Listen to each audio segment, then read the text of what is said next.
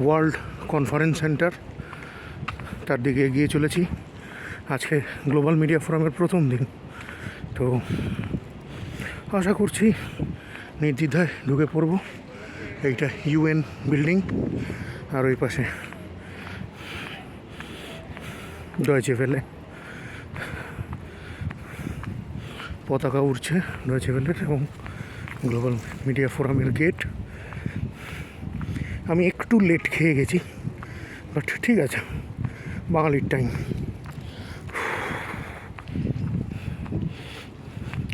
অনুষ্ঠানটা প্রথম দিনটাই আমি কভার করতে পারছি, দ্বিতীয় দিন পারছি না। তো দেখা যাক, আজকের দিনটা আমার চরম ব্যস্ততম দিন হতে চলেছে। গ্লোবাল মিডিয়া ফোরামের আজকে প্রথম দিন। আমি অনেক সকাল সকাল এসে পৌঁছে প্রথমে নিজের আইডি কার্ড বানিয়ে নিলাম এবং তারপর ঢুকে পড়লাম পায়ে পায়ে ভেতরে কনফারেন্স রুম। কিন্তু আমি ক্লিয়ার কাট বলতে পারি বেশ গরম, এখানে কোনো এসি নেই। আমরা দেখতে পাচ্ছি কী স্কেডিউল সেটা সামনের ডিসপ্লে বোর্ডে দেখা যাচ্ছে।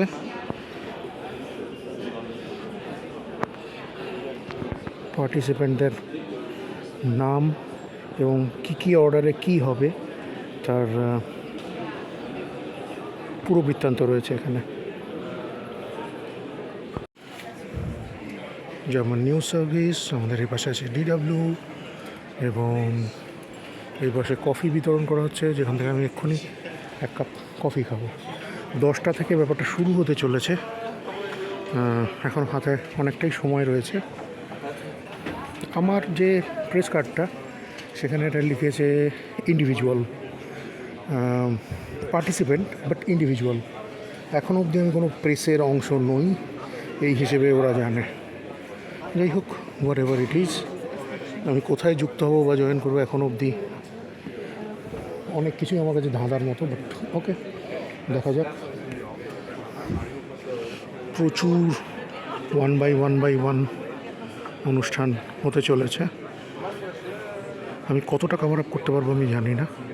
ছোটো ছোটো ক্লিপস হবে, সেগুলোকে আমি জুড়বো, স্নিপেটস ফর্মেই যাবে জিনিসটা।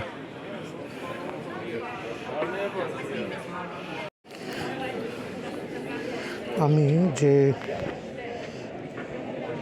চাটা এখানে খাচ্ছি, এটার নাম হচ্ছে রয়্যাল গান পাউডার। টি ব্যাগস দিয়েই চা। বলা বাহুল্য, এখানে কেউ সুন্দর আপনাকে দুধ চা বানিয়ে দেবে না। এবং আপাতত এইটাই আমি সকালে কিছু প্রথম মুখে দিচ্ছি। ওকে, আশা করছি এটা খুব সুন্দর কনফারেন্স আমরা অতিবাহিত করতে চলেছি। রিপোর্টার্স উইদাউট বর্ডার, তাদের স্টলে দাঁড়িয়েছি। সারা বিশ্বে প্রেস ফ্রিডমের পক্ষে যারা কাজ করে যাচ্ছেন,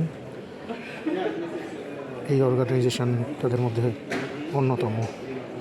ভারতের যদি আমরা চিত্রটা দেখি, দেখা যাবে রেড কালারের, মানে প্রেস ফ্রিডমের অবস্থা খুবই খারাপ।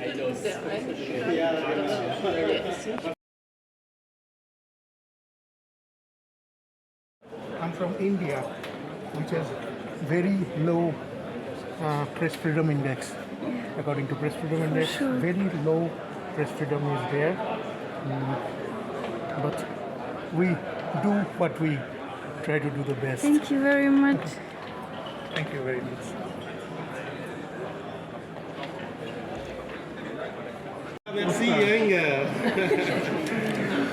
German Institute of Development and Sustainability, Research Institute and think tank for global sustainable development.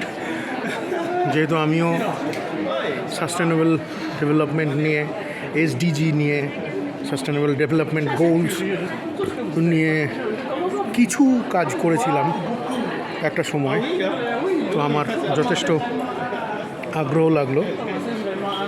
আমি এই ব্যাপারে আবার ধন্যবাদ দিতে চাই আমার বন্ধু বিশ্বজিৎ দেবনাথকে, যে আমাকে সাস্টেনেবল ডেভেলপমেন্ট গোল এবং এই সব বিষয়গুলি নিয়ে কাজ করতে অনুপ্রাণিত করেছিল। অনুপ্রেরণা ছাড়া এখানে কিছুই সম্ভব নয়, এটুকু আমি ক্লিয়ার কাট বলতে পারি। Thank you. You are welcome. So, can you grab? Just thank you.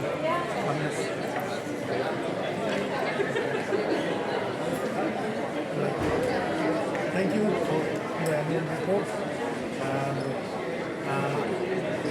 as per I know that 17 Sustainable Development Goals of UN, and there are lots of institutes, lots of think tanks working for the same goal, same Sustainable Development Goal through for the whole world. So those who are interested in sustainable development goals, they can definitely contact this institute. Thank you very much.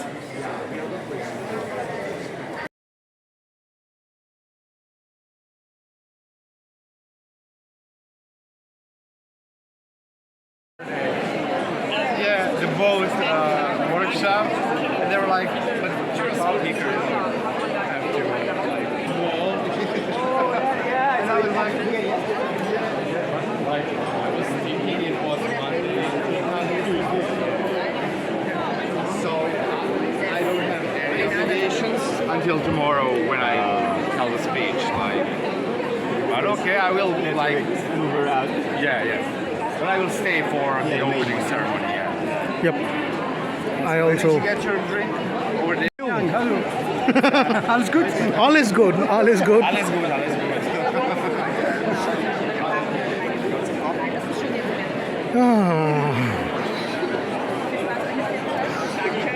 Uganda is very nice, clean. Clean, yeah. The cleanest. Hi.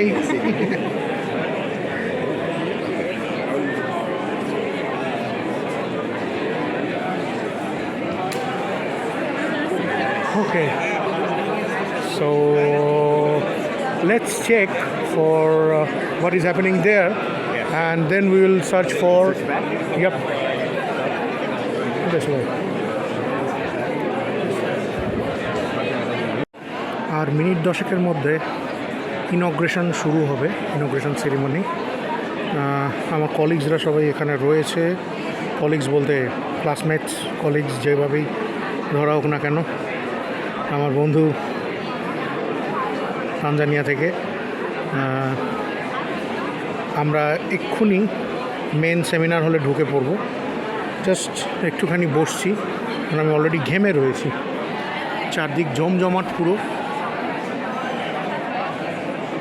মোটমাট ব্যাপারটা প্রথম দিনের অনুষ্ঠান একদম জমে ক্ষীর হয়ে আছে।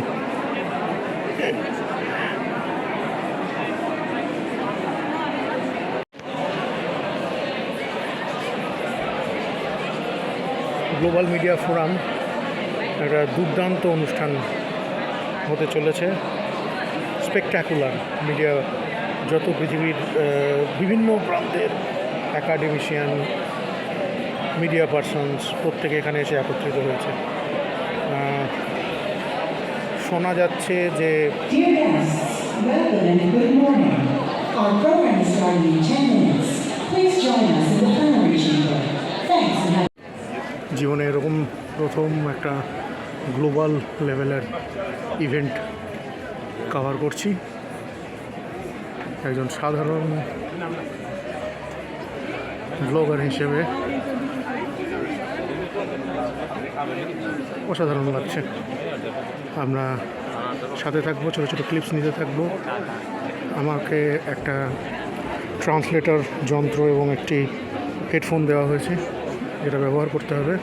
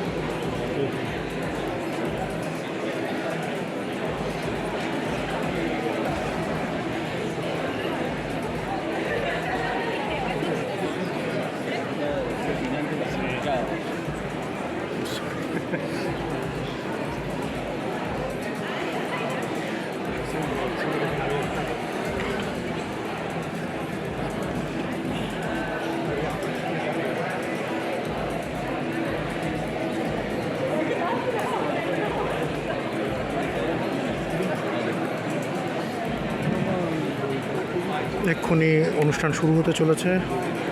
টানটান উত্তেজনা শেষ পর্বের জন্য।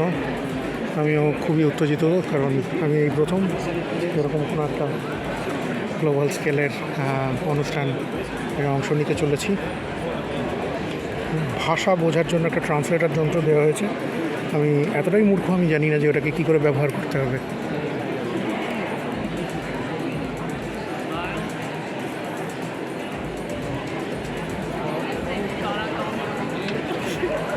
So,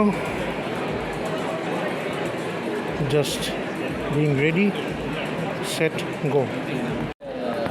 Hi. Is it free? It's free. So, আমার নীতি হচ্ছে যদি তোর ডাক শুনে কেউ না আসে তো তবে একলা চলবে। তো এখানে যদি কেউ আমার ফটো তোলার জন্য নাও থাকে, আমি নিজেই নিজেকে তুলব, এটাই আমার মনে।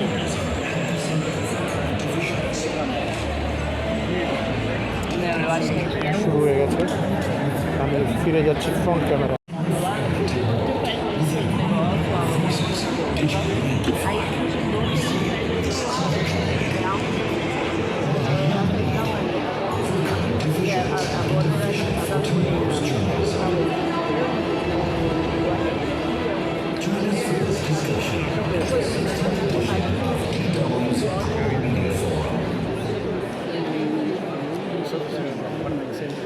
Good morning, everyone. Good morning. Please take your seats. It is 10 a.m. German time. We are ready to start. So, welcome to the Global Media Forum 2023. I'm looking at a lot of happy faces. I'm glad that the conference room is full.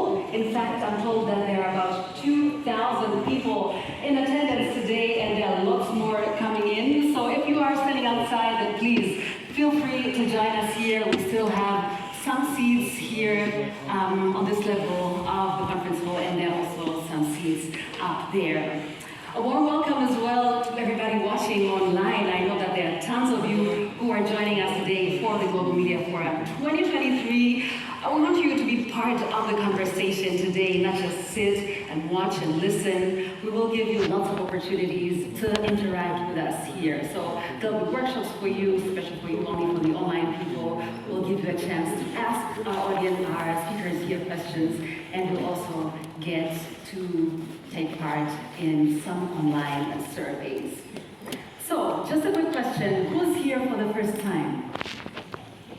Oh, all right. That is surprising. Quite a number of people. Welcome to Bonn. Welcome to the Global Media Forum.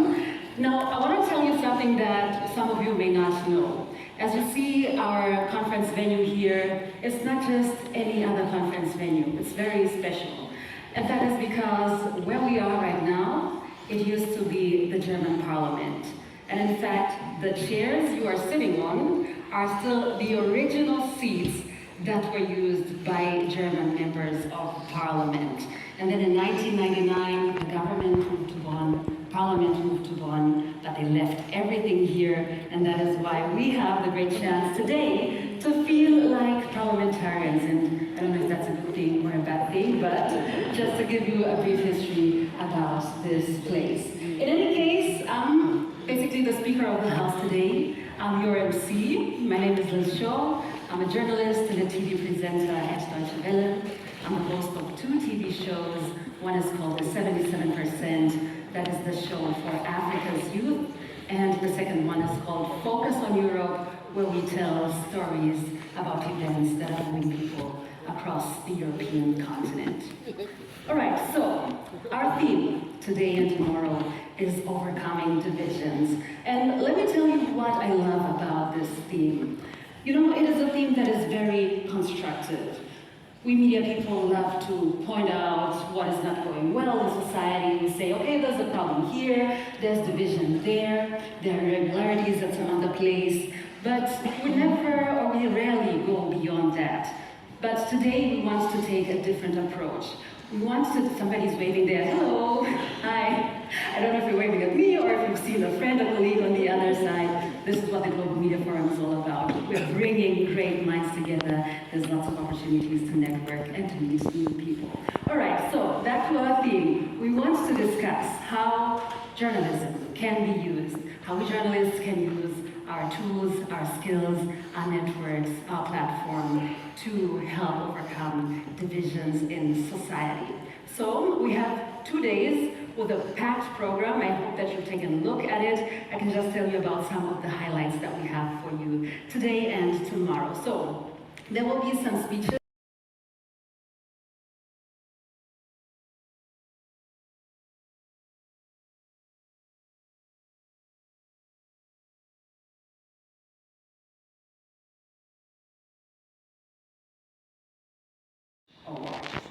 All right, so now I'm giving you time to settle in a bit in these very comfortable chairs, the parliamentary chairs. And while you do that, it is now time to listen to some music. We have invited singers from Belarus. Their name is Volny Khor, which translates into free choir or freedom choir. And these are singers who got together on the streets of Minsk, the capital of Belarus, back in 2020 when there were protests happening on the streets. They were doing flash mobs, they got together to sing, more and more people started joining them, and they really became an iconic symbol of the protests. Of course, the authorities noticed, and that is why some of them had to pay fines, they were arrested, some of them are facing long jail time. But they have relocated, they're now operating from Warsaw, Poland, and we have the great privilege of listening to them live today. Now, just for your information, they will be covering their faces because they need to protect themselves. We'll be hearing 2 songs from Volny Khor. The first one is called The Flag, and it is about the national symbols of Belarus, so talking about the flag and talking about the colors of Belarus, which are white and red. And the second song is called Pahonia, which is the coat of arms of Belarus. So similar to the German eagle, they have a horseman, and that is their national symbol. So it is a song that was used in the past to encourage warriors and encourage those who are going to fight for freedom and fight for the rights of the people. All right, so ladies and gentlemen, please join me in welcoming Volny Khor.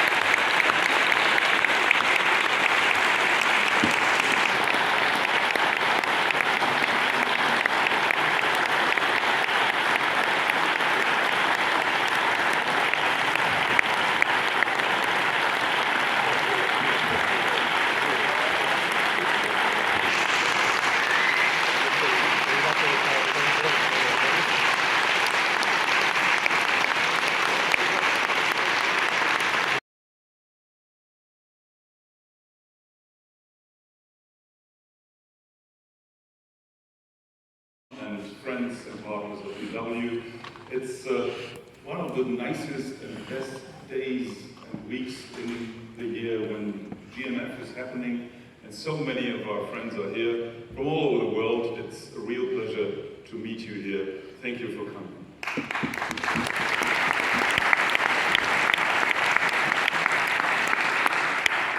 We will have 2 exciting days ahead with an absolutely interesting topic, overcoming divisions. And I think that's a difficult one, because we have to answer a lot of questions. We have to answer the question, what can we do as journalists to overcome divisions? And we have to ask ourselves, what is our responsibility that there are so many divisions in the societies we live in? And we have to answer also the question, which kind of divisions might be helpful? As Democrats, we have to have dispute to find the right way. We cannot live like we see it in other countries, China for instance, where we have no disputes at all, no divisions. Everyone agrees with the party. It's a wonderful country. Everyone loves each other. So this is maybe not the way we want to live, because we live in a free society where everybody has the right to say what he wants and to have the way. We have to find it, to find the right way to solve problems. And sometimes we journalists, we live from divisions. Have a look at the German federal government. They're so divided. It's wonderful for journalists. And have a look at the management of Bayern Munich. They're so divided. So for journalists, it's a dream.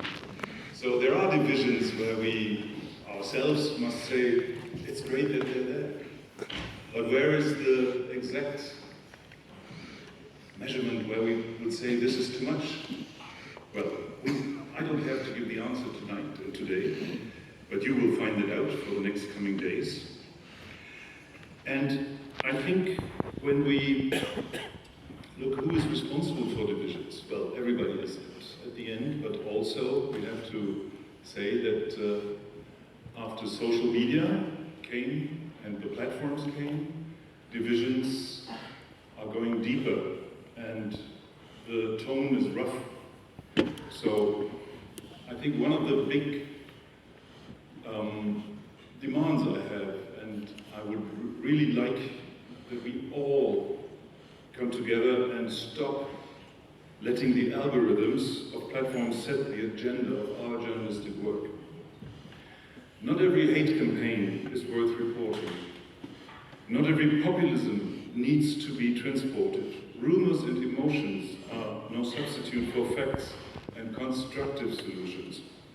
We need to use TikTok, Instagram, Twitter, or Facebook to our advantage, but we, the journalists, determine the content and above all set the tone of our content.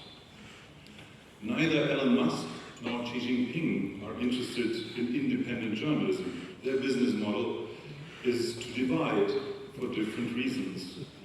But we must overcome division through our work. That's the topic of the GMF this year. And I'm really looking forward when we all hopefully have some more answers to all these questions at the end of the Global Media Forum. And I'm really looking forward to the next 2 days. I'm looking forward to the Prime Minister of North Rhine-Westphalia, Mr. Wüst. He's coming in half an hour. I'm looking forward to a video message from our Foreign Secretary, Annalena Baerbock. And also I'm looking forward to handing over the Freedom of Speech Award tonight to Oscar Martinez. And I think we will have a great time. Let's have fun. Let's have a GMF now. Back to you, Liz. Thank you.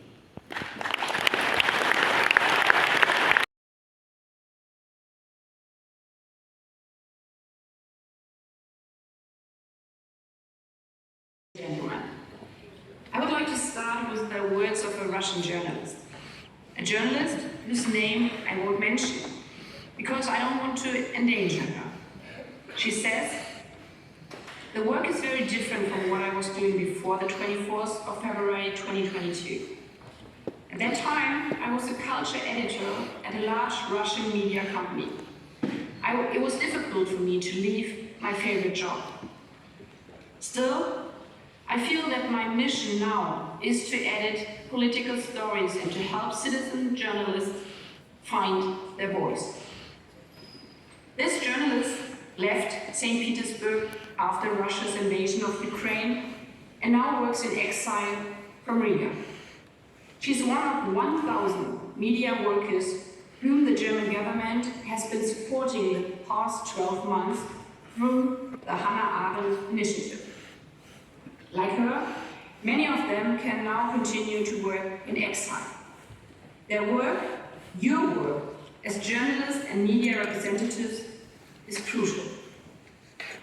Free societies need free media to report the truth and to hold those in power accountable. Your work is also crucial if we want to make progress in overcoming divisions in this so complex world. As the theme of this year's Global Media Forum states, I strongly believe that in order to overcome divisions, we now need to step into one another's shoes. We need to be willing to understand one another's perspectives. That is particularly important at the moment in the face of Russia's brutal war against Ukraine, which is causing suffering and pain well beyond Europe. However, Europe is far away from many around the world. And I hear the voices of those who say that we are not paying enough attention to their conflicts and crises in their parts of the world. In Asia, the Middle East, Africa, and Latin America. And therefore, I think for a certain amount of reason, they are also saying, so why should we care about the European peace order? This shows again in this complex world how interconnected we are, and that if we want to overcome divisions in the world, we have to see and maybe also understand these different perspectives, to hear the concerns, to see where they are coming from, and to discuss what we can do to overcome divisions in our perceptions. You as media professionals and reporters have a key role to play in this, in elevating different voices and perspectives. That is why it's alarming that your freedom to report is coming increasingly under attack. In more than 70% of countries around the world, press freedom is not a good word, but classified as problematic, or worse, according to Reporters Without Borders. Also my country, Germany, has slipped 5 positions to place 21. We are seeing despicable cases of violence, unfortunately, against reporters in our country, especially at demonstrations. I want to say this very clearly. Attacks on the freedom to report are simply unacceptable, anywhere. And that's why also for our government, we do have the obligation to protect free media, also at demonstrations which are directed against us ourselves. That's why we are working for a safe environment for journalists everywhere. That's why we are developing projects like the Hannah Arendt initiative. And that's why your exchange in Bonn today at the GMF is so important, so that we can become better at overcoming divisions together. Thank you for your courageous work.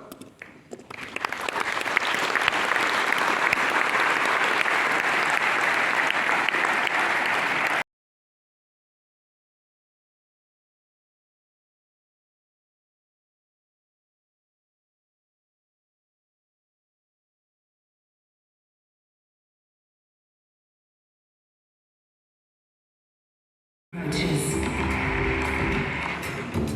Going Deep. 50 years of Germany in the United Nations. Views and expectations from the Global South.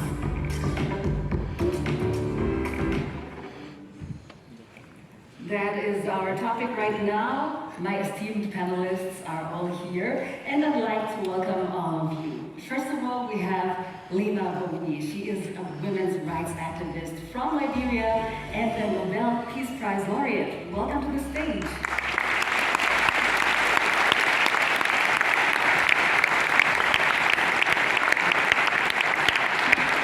I'd like to welcome Melissa Fleming. She is the UN Under-Secretary General for Global Communications. Welcome.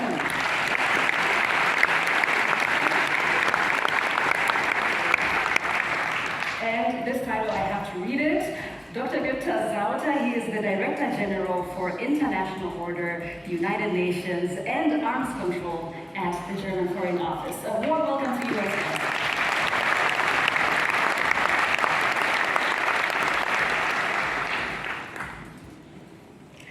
Right, now, before we start, first of all, we're talking about the Global South. And just so that we're all on the same page, Melissa Fleming, what exactly do we mean when we say the Global South? Thanks, Liz. Well, the Global South isn't necessarily a geographic region, although it tends to be defined that way.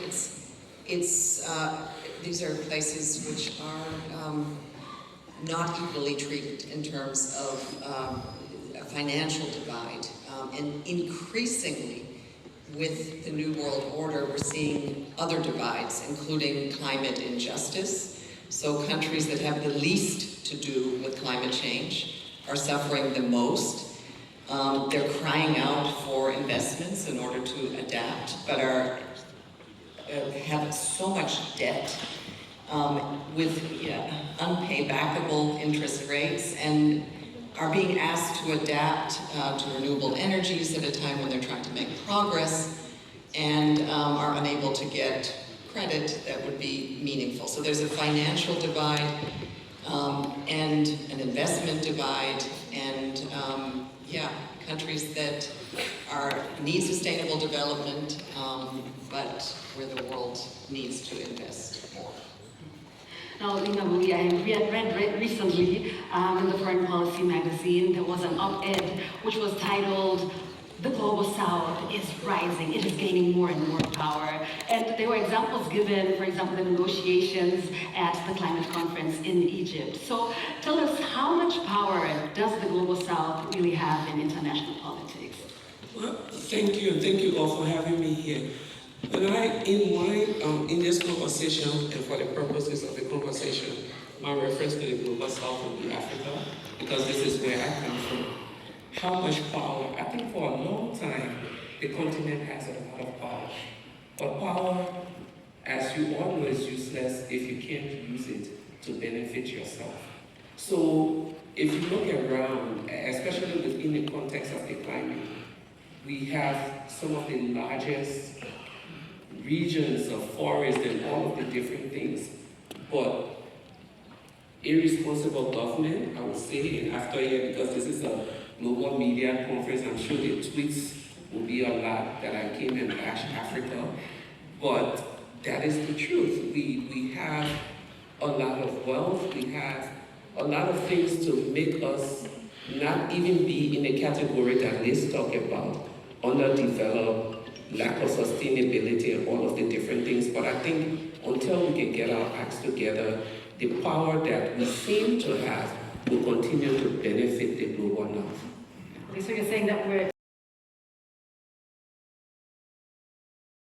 about there being a global power shift. So tell me, you are overseeing international order at the ministry. What do we mean when we say there's a global power shift, and where does Germany fit in this geopolitical game? Thanks, Liz. What we are seeing is that the world as it was when Germany joined the United Nations 50 years ago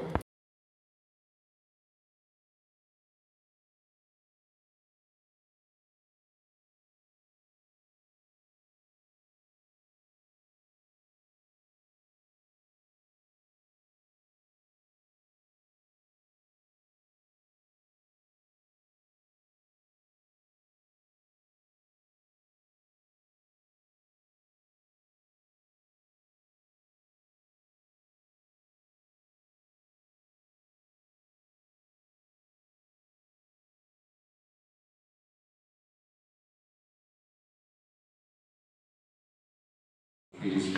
These are the rules that we all should follow, like don't attack your neighbor just because you can, or don't violate human rights just because you can as a government.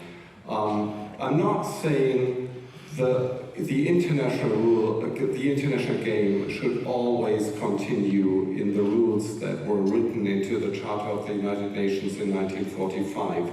Yes, we must have a discussion, a debate on how to continue to have these rules evolved, and everybody needs to have a say in that discussion. Now, a word on the Security Council.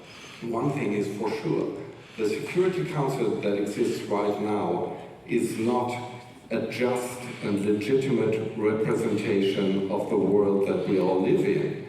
50 years ago, I think we had 60 countries that exist now, and that weren't even there because they hadn't declared their independence at that point. So the world has dramatically changed. No doubt it's in particular Africa that is underrepresented in the Security Council. This must change. It's a long-standing German decision, and the situation that we're seeing right now with Russia abusing its veto power day by day shows flagrantly how dramatic the need is to change the system. Personally, after a couple of years in New York, I have my doubts on whether we will be able to convince the permanent members of the Security Council to let go of their veto power, but there's no doubt more than ever we need to have change of the Security Council. All right, thank you very much. And I know that that is a discussion that will not be able to happen because I know that at the UN there are different groups who want different things, different reforms, so that is a topic in and of itself that will take up a lot of time. I'm seeing that we have received a question from Katrina Wood, who is joining us online, and she says there seems to be some confusion about what constitutes the Global South. Would the panel agree? Now, we already talked about the definition at the beginning, so I would not want us to go back to that. But for everybody watching online, if you have questions, then please send them, and then we will discuss them a bit later. And also for you, audience here, everybody who's live with us here, if you have questions, then save them for later. All right, I want to now take the whole journalism aspect into our conversation. Melissa, we heard the Director General Peter Limburg saying that some division is good for journalism, but we know that journalism and social media has also been misused in many parts of the world to create divisions, to fuel conflicts. So what have you witnessed, and what is the UN's role in all of that? Well, obviously, a free press, needs to report on, freely on divisions, but what we're seeing in countries that actually do have a robust media landscape, like here in Germany and in other parts of Europe and the US, a growing movement to reform journalism. Because with the rise of social media, we're seeing a distraction, among many other things that I'd like to talk about, but one of the problems is people are feeling really overwhelmed with too much information and too much gloom and doom. So there's a wonderful movement, and there's one here in Bonn, I believe it's called the Bonn Initiative, constructive journalism or solutions journalism. That just means adding another dimension to journalism, which is, it's not all bad. Yes, you have investigated, you have uncovered, you have exposed, you have held accountable, but in addition to that, you're going to say, how are we going to get out of this? Because somebody has a solution. And I think this is absolutely vital also for covering countries that unfortunately are not covered very often.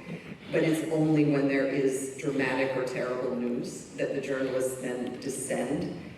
There's a natural disaster, there's a war, there is a scandal, and then a week later they're gone. What is really happening there, and what are the solutions? I think this is incredibly important. I'd like to speak a little bit later about the other detrimental effects of the rise of social media, but the importance of journalism now, journalism that provides all the W's, who, what, where, when, and why, and then another W, what now, is incredibly important. But equally important is that journalism survives, because we are seeing news deserts in so many parts of the world, including in my own country, in the United States, a very wealthy country. But in countries that where already independent media was fragile, under attack. The financial model, because of the rise of social media and the complete movement of their advertising to social media channels, has meant a total collapse of that absolutely critical pillar of any democratic society. I mean, I just read a terrible statistic from Freedom House that only 13% of the world has access to a free press. So that's a pillar that is really almost at the verge of extinction, and we really need to do something about it. Right, so... My team had to stop reading on Facebook because the comments were horrible. The media, the conversation, all in the different medias, people wanted to know. But I also have a strategy of dealing with that. When the noise is up, after you've posted on social media, especially if you're a public figure, in a small country like Liberia, there's a lot of emotions happening, especially this is elections year. You don't respond immediately. I wait until it dies down, refuse to do any kind of media engagement because people are still up in their feelings, and there's very little room for analysis or room for any kind of really civil conversations. After a while, I call the traditional media, as you all would call it. There's a lot of promotion on me coming to respond to X, Y, and Z. Everyone is listening, and then afterwards, there's a calm conversation, and I think in those moments, we're able to really trash out the truth of what people saw in that tweet or the misinformation that was put out there. And so it's worked for me over time. It saved me a lot. I haven't gotten slapped in the street yet. So, it saved me. So I use both social and traditional media, but in terms of damage control, in terms of, because again, we're 4.5 million people in that country. And a lot of the people listen to the local radios, they don't have smartphones to be on Twitter or Facebook, but they will hear, that this thing happened and that thing happened. So if you find a moment to take your time to do that, it's important to do so. But just coming back to what everyone else has said, I don't know how we're going to solve this situation. Recently, we were at the Vatican, and Maria Risa, who I understand should have been here, was there, and we're all having this conversation about the world and truth and our collective humanity, and what do we intend to do? And some people were saying that we've lost our humanity in the world that we find ourselves. And for those of us who go to different communities, I feel that that is wrong, because there's a lot going on in terms of helping each other, in terms of preaching peace. But today, social media and the global media, sometimes I think the prophet is in bad news, and because of the prophet being in bad news, people tend to push the bad news more than going for balanced news. All right, so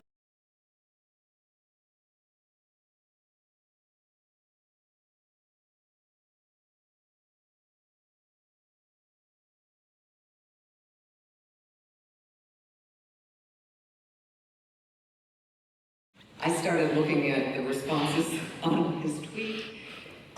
You are a communist, you are hashtag climate scam, you're going to take it down. Or very similar also to some of the commentary around COVID-19, it would be responsible of you to take a vaccine and to wear a mask. I mean, the outrage machine is actually, as you said, it is, the algorithm favors and rewards outrage.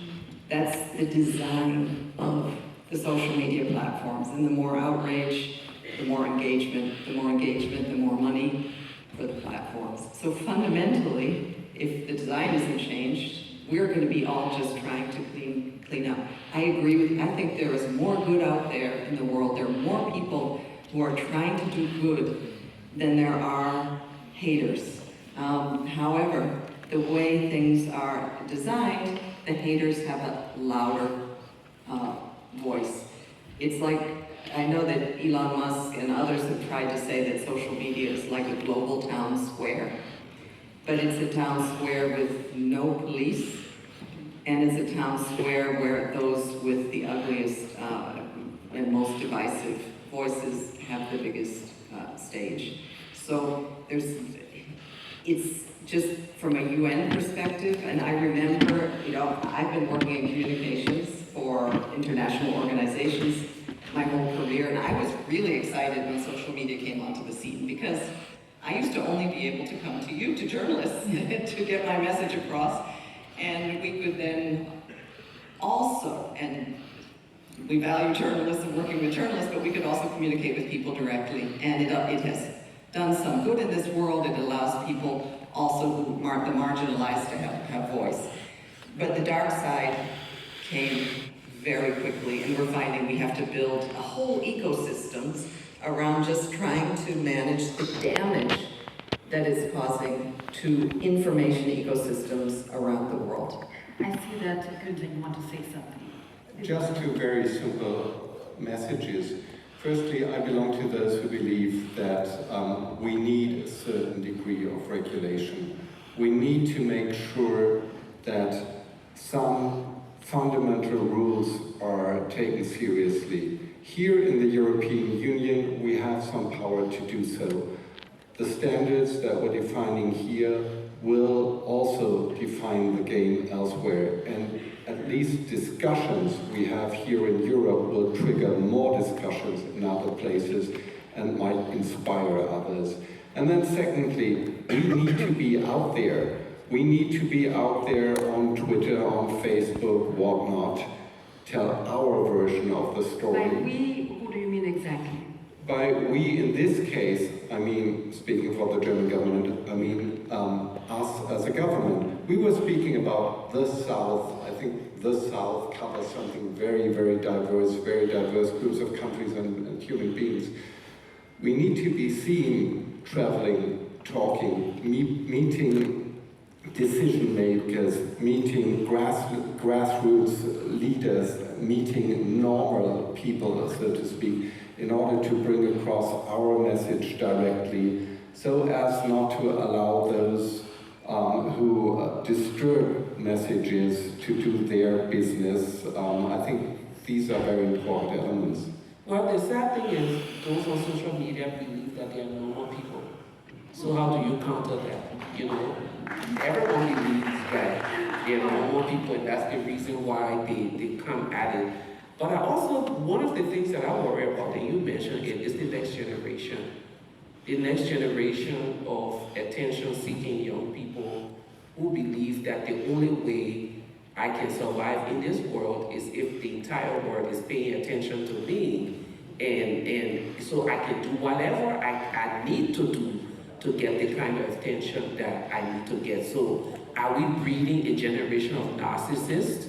Are we going to have another group of leaders who will destroy entire generation of people just because they don't go in line with? So there but this is also the generation that is raising awareness about issues that the other generations did not really care about, like climate change. So I think we're not being fair. I think it's fair to say that the other generation did not put on the agenda as much. But this is a discussion for another time. It is a discussion for my grandmother. Yes. My grandmother, who was 115 when she died last 2 years ago, was concerned about many things, climate. Yes. She didn't have access to social media to put it on. She didn't have the power to put it on an agenda. But if you go back into history, into time, there are governments who were concerned about some of the things that people are making new. And let me just throw this out there. A few years from now, with AI and everything coming in,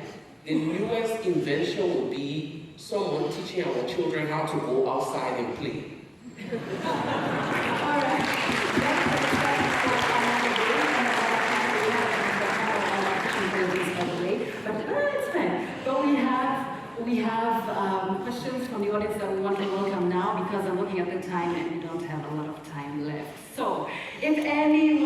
question. Yes, sir. The first question goes to you.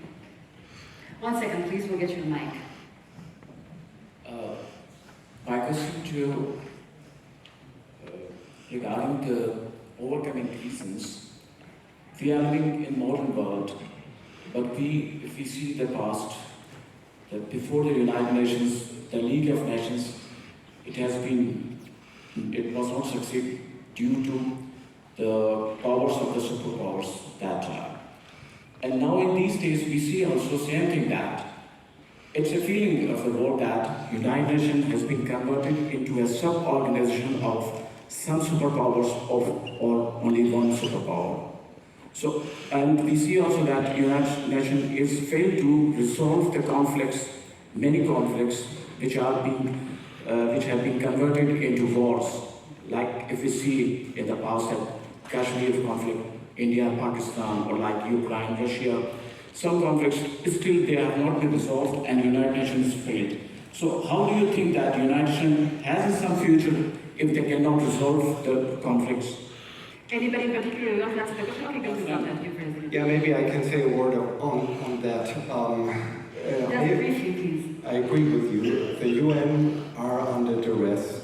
If the Charter of the UN were put to a vote in the General Assembly, I don't think there would be a majority, and that's alarming. And I think this should encourage all of us to do our share in order to make sure that we preserve the United Nations.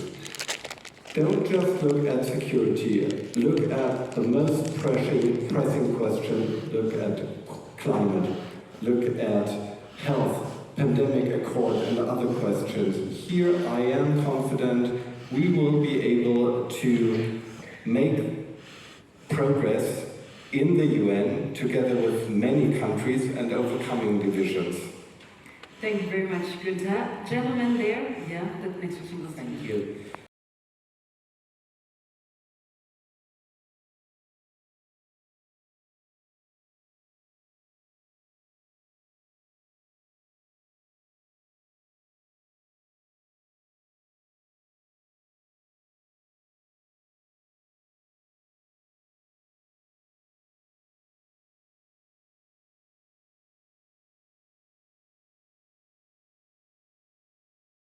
Condemned the murder of your amazing colleague Shireen Abu Akleh, and we've asked for justice for her murder. I think, if anything, her murder did raise global awareness to not only how dangerous it is to just be a reporter trying to cover the Palestinian cause, but how very dangerous it is all over the world to report. And the dangers don't only come in the horrors of the way Shireen died, but also journalists are subject, and particularly women journalists, are subject to so much online harassment and abuse that it's making it very difficult for them to work. The online harassment, very dangerous, it often turns to offline violence. So the digital world has increased the danger for journalists beyond what they've always been subject to. So I think, what can we do to protect journalists more? We really just need to all advocate for the protection of journalists, the freedom of the media, and press governments. I know the Secretary General of the UN is doing this all the time. I know that the German government feels very strongly about this. We need more funding for independent media around the world who are working in very precarious situations. There is a fund that one could support. We heard about the Hannah Arendt initiative, which is amazing, but also there's an international fund for public interest media, which should be supported, and this is really to support the media that are really operating on shoestrings, that have no legal defense funds. So I think there's a lot there that could be better supported. Thank you, Melissa. I'm going to take one final question from this side. Yes. Yeah. Sure. Exactly. The lady in yellow. Yeah. No, sorry. The lady in yellow. Yeah, oh, we'll get your mic. My name is Omo from Nigeria, and the truth of the matter is every time I hear these conversations, I feel hopeless, sort of. We were at a UN make-believe press briefing, and we asked a lot of questions, and the point was the UN is non-binding. I'm thinking, to what extent will the world have to degenerate into before action is taken to try to really blend this divide that we currently have? At what point do we put our foot forward? Because like you said, a lot of money has gone into humanitarian aid. It doesn't make sense. We're spending more money there, we're being more divided, but we're supposed to be united. It's not making a lot of sense for the next generation. We can have a lot of talks, and it's pretty cheap, but right now it's getting a little more expensive to talk. How can we really, truly, honestly take action that can make a difference for the young generation, because it's not making sense? I would like to answer in 2 seconds and then pass to Leyla, because I would like to just turn back to her original point around governance. And I really think, this is one of the essential ingredients to not having this situation where the UN is coming in and just delivering humanitarian, feeding the hungry, providing shelter, helping refugees, and in a very difficult environment to provide meaningful development assistance. So if we have good governance, then local solutions and young people can rise. So maybe Leyla, take it from here. Yeah, briefly, please. I think we need to ask ourselves, why are nations not earning? Why is it that Nigeria is still standing after a very difficult election? And it's because of the local power. And I think for too long we've placed our hope, and which is right, in all of the international, global, but if you go back to all of the different countries, it's local solutions that are keeping communities together. And the question then becomes, how do we elevate these local solutions so that it begins to trickle down to the national level and to the regional level? My mind takes me back to the Chibok girls. Several years ago, it was light camera action. Everyone was doing Bring Back Our Girls. Several years later, everyone has stopped. Or you go back to the community, the women are still working with the survivors, they're still working with the families. Similarly with South Sudan, similarly we did in Liberia. After 14 failed attempts to peace, it was not until the women stepped in that we got the peace that we desire, and we've gone to 3 different elections without conflict. We're in 1 year this year, and I believe we'll go conflict free. So there are local solutions. People are working for their communities. The last thing I will add is that the UN is as strong as the national governments. And as we can see, national governments are not really strong. So the UN will be weak. Thank you very much. I'm sorry, I cannot take any more questions because our time has run out. But the good thing about the Global Media Forum is that you get to meet these people during the coffee break. So if you have questions, then make sure that you catch Leyla, Melissa, or Binta outside there in the hallway. So thank you very much. Leyla Bowie, Melissa Fleming, and Binta Zarka. Thank you for that.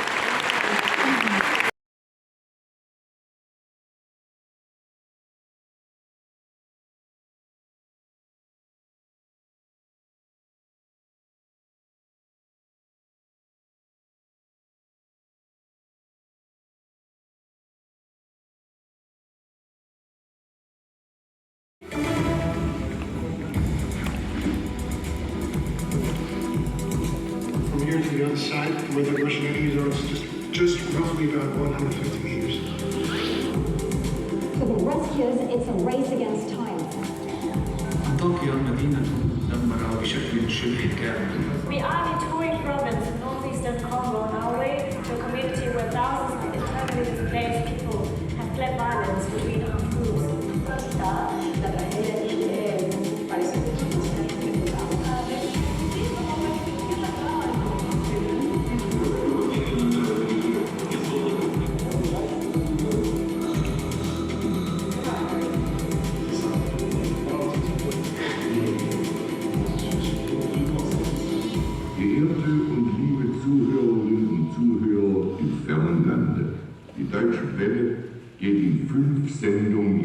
alle Welt zu allen Kontinenten. Rais Bogi wa Tunisia ameruka kwa ndege kuelekea Rabat kwa ziara ya siku sita. Ameishatia idhini taratibu ya majina wabunge watakaounda serikali mpya. Ansprache des Präsidenten der Bundesregierung. A wannan litinin din ce likitoci a Birtaniya suka fara yajin aikin kwanaki biyu domin neman gwamnati.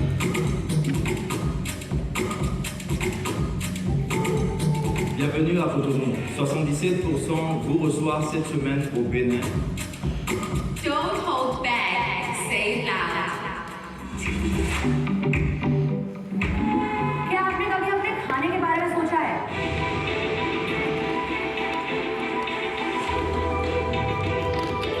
Yanda अपने मुहावरों क्या करने वाला था? And this is aftermath. رفع فوكس درواشي وزادتيون للوجهين.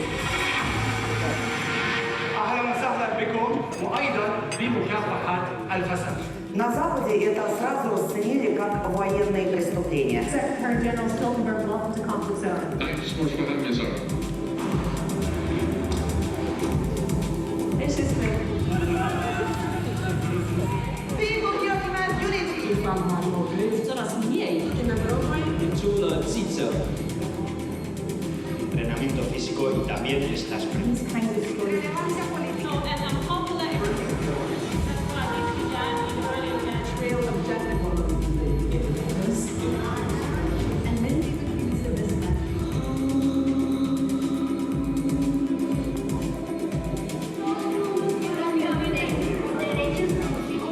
Deutschlernen mit der BW.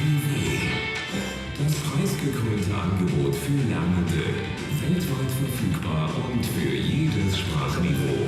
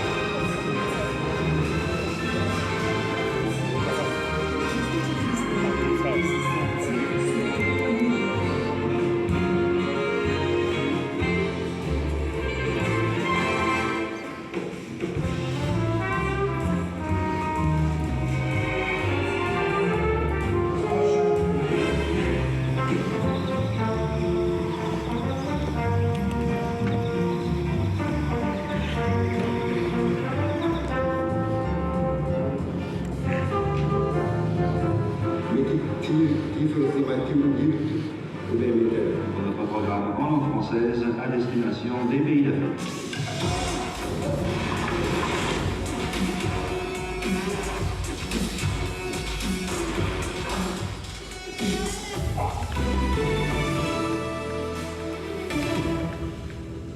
I'm Gary Elfers. Welcome to the program.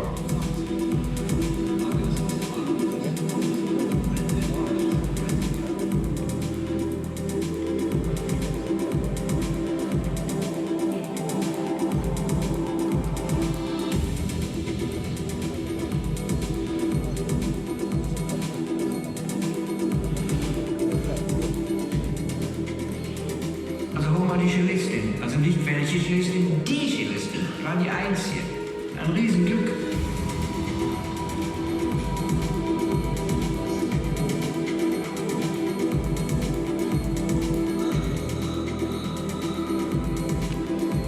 In 1933, on this very square, this was Nazi distributed over 20,000 books.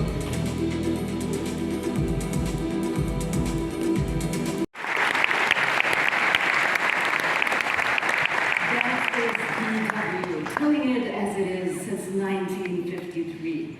And by the way, DW has always been headquartered in this wonderful German state of North Rhine-Westphalia. In fact, it is the media headquarters of Germany. And we have the wonderful honor of having the Minister-President of the state here with us, Henrik Wüst. Welcome to the Geneva stage.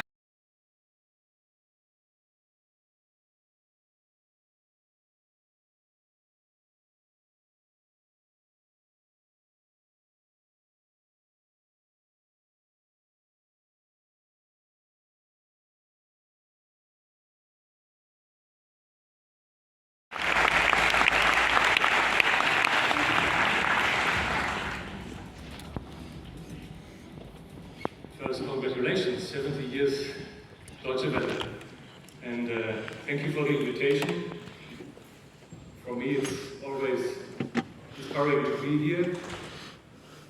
If you count 1, 2, 3, 4, 5 parties in the parliament, good old times, no extreme right-wing party in this parliament. So thank you for being here in this special place in German history.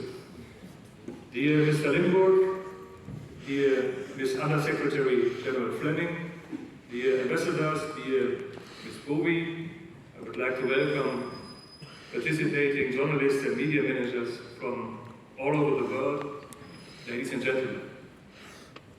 Even Gershkovich has been imprisoned in Russia since the beginning of April. He's a reporter for the New York Times.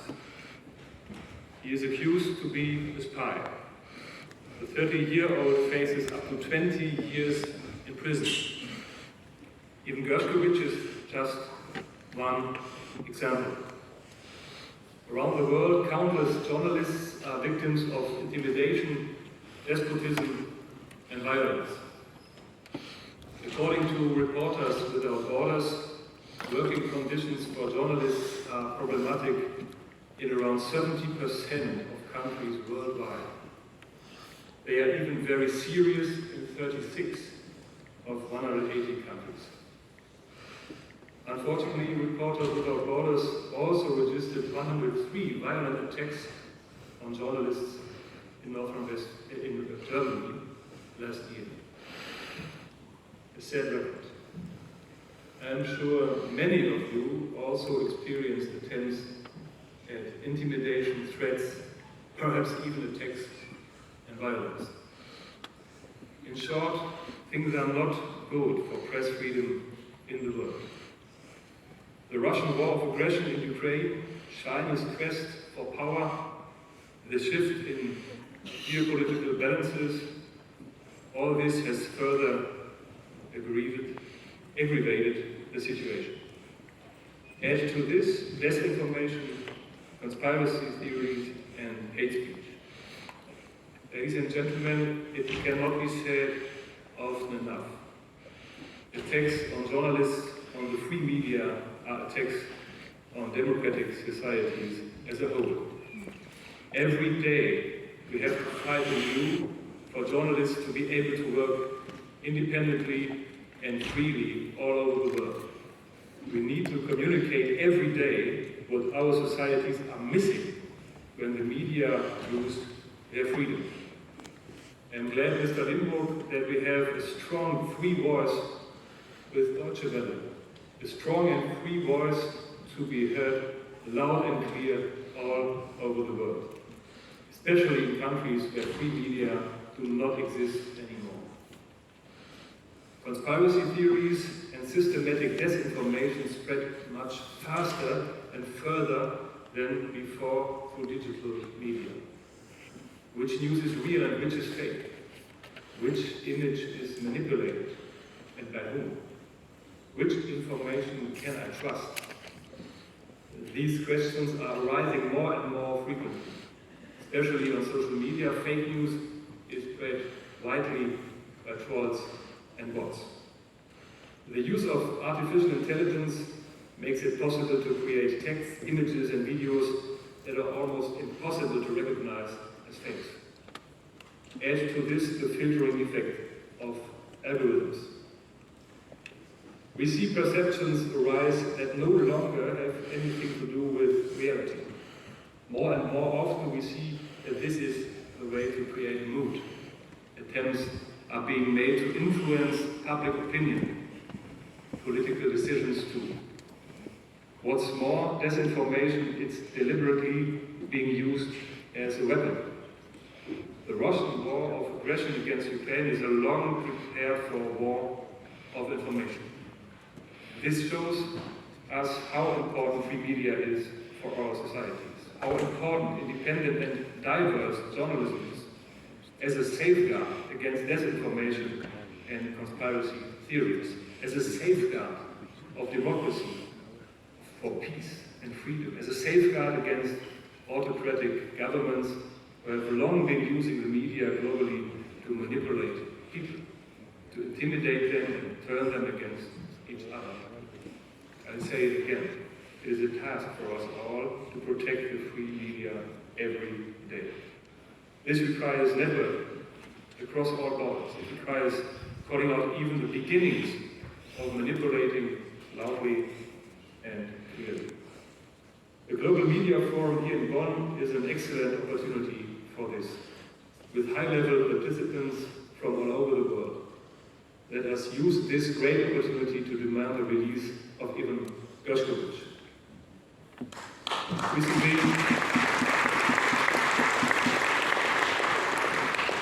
Recently there was a piece in the New York Times. Samsung is considering not installing Google on the default search engine in its smartphones. Instead, it will use Bing with ChatGPT. Google is reacting, and it is now increasingly integrating AI applications into its search engine. So the race is on. It cannot be stopped. And it will continue to drastically change the world of media. This gives rise to questions. What will become of the old style media, of journalists? Will you still be needed in the future? Are there still business models for the old style media? I'm deeply convinced that yes, journalists will still be needed in the future. It will certainly be possible to produce a lot of content automatically in the future. However, flesh and blood journalists will still be important. Only they can ensure the quality of journalism. I firmly believe that in-depth news items will continue to require human creativity and judgment. Journalists cannot simply be replaced because they have been driven by values from the beginning. They are driven by attitude. They are driven by a hunger for truth and freedom. And because they are often rightly guided by instincts and gut feelings, that is more than algorithms can do. Ladies and gentlemen, with this firm conviction, I would like to conclude my speech. I wish you inspirational days at the Global Media Forum here in Bonn. Welcome to North Rhine-Westphalia. Wish you a good day.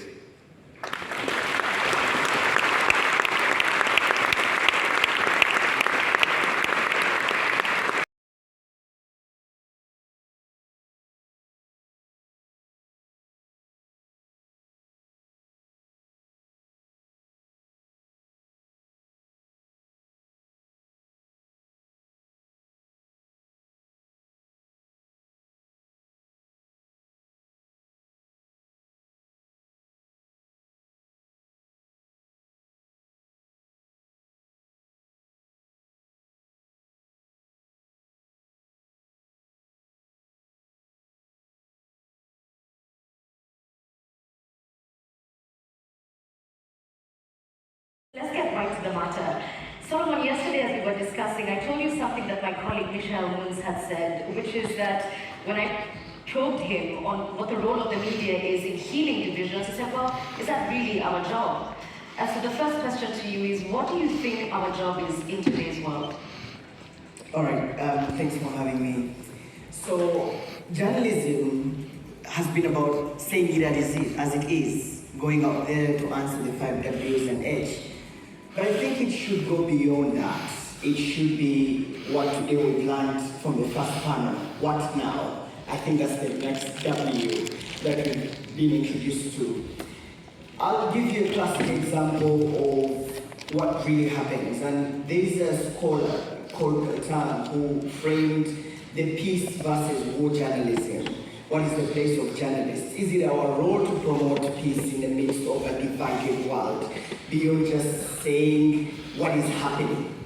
Knowingly or unknowingly, we are dragged into this front line of fighting, especially for those that have covered conflict long enough to know that war is not fought only on the front line, but it's also fought on the media. And that's the way we cover the stories on the front line, looking at the dominant frames that we put into our stories. So, largely because you're embedded with one side, you tend so to have dominant frames that are supporting the side that you've been embedded with. So the way you frame your story, the way you say it, most of the times unknowingly or knowingly tends to be siding them against the other, which is why it's important for us as journalists to be very, very careful when we are covering divisions, especially on the front line, that it is important for us to put context to our stories, and at the tail end of it, beyond just saying this is what happened, this is how it happened, this is why it happened, it is important for us to put context to the story and why is this continuing to happen. Okay, Zoraida, let's talk to you, because from what Solomon is saying, one might be confused and say, well, that's the role of activists, isn't it? Should we be classically be following the facts to wherever they lead us? For having SCMP here and this wonderful gathering of journalists from all over the world. I think the topic that we're discussing today assume that all of us have answers. I think we will be fooling ourselves if we think we have all the answers. I think we're all searching to find the right balance. I think in the absence of I think it's very important that we do not take sides in any conflict. It is very, very important not to fall for the voice that's the loudest, for the power that's the biggest. It's very, very important for us to hark back to our traditional values of staying balanced, fair, and accurate, especially in an age where information, misinformation is spreading so wildly. I think it's important for us to have our hands on our shoulders, be calm and rational, not to succumb to any abstract narratives, but anyone side. I think at the end of the day, what leaders value will be the diversity of opinion that's out there, set up for them to make up their minds on where they stand. Okay, I'll come back to the issue of diversity in just a second, but Catalina, what she was talking about Zoraida earlier is this issue of neutrality or objectivity, a word that has been under quite a lot of scrutiny recently. How would you define it in the context of a polarized world? Yeah, I think it is important to keep in mind as a journalist that sometimes reporting balanced can be biased. I think the best example is the debate about climate change. We had a situation for many, many years that climate change deniers were regularly invited to large TV channels to have interviews in very, usually good newspapers. And it seemed balanced, but at the same time it was biased because climate change deniers had no serious standing in the scientific community. And unfortunately, I saw something similar, or many people saw similar debates when it came to debates about how to deal with COVID and COVID vaccines, that unscientific opinions and even people who are spreading conspiracy theories got a large audience in news outlets. And I think this is a very dangerous development, because I think balanced also means that we need to check if something has added, or if an opinion or if an actor is adding something to a debate, and if it's not something scientifically proven, or if it's a blank lie, which is also common in political debates, especially when it comes to elections, then it is not the role of journalists to write stories that everyone likes. I think the best stories are stories that make some people angry because they are caught lying, and I think that's what being balanced is about for me as an author. I mean, I'm not a journalist, but I want journalism that looks at the facts and finds a balance in the facts, and not balance in the general debate, which also consists of lies and manipulation. Solomon, I'd like to get your thoughts on this.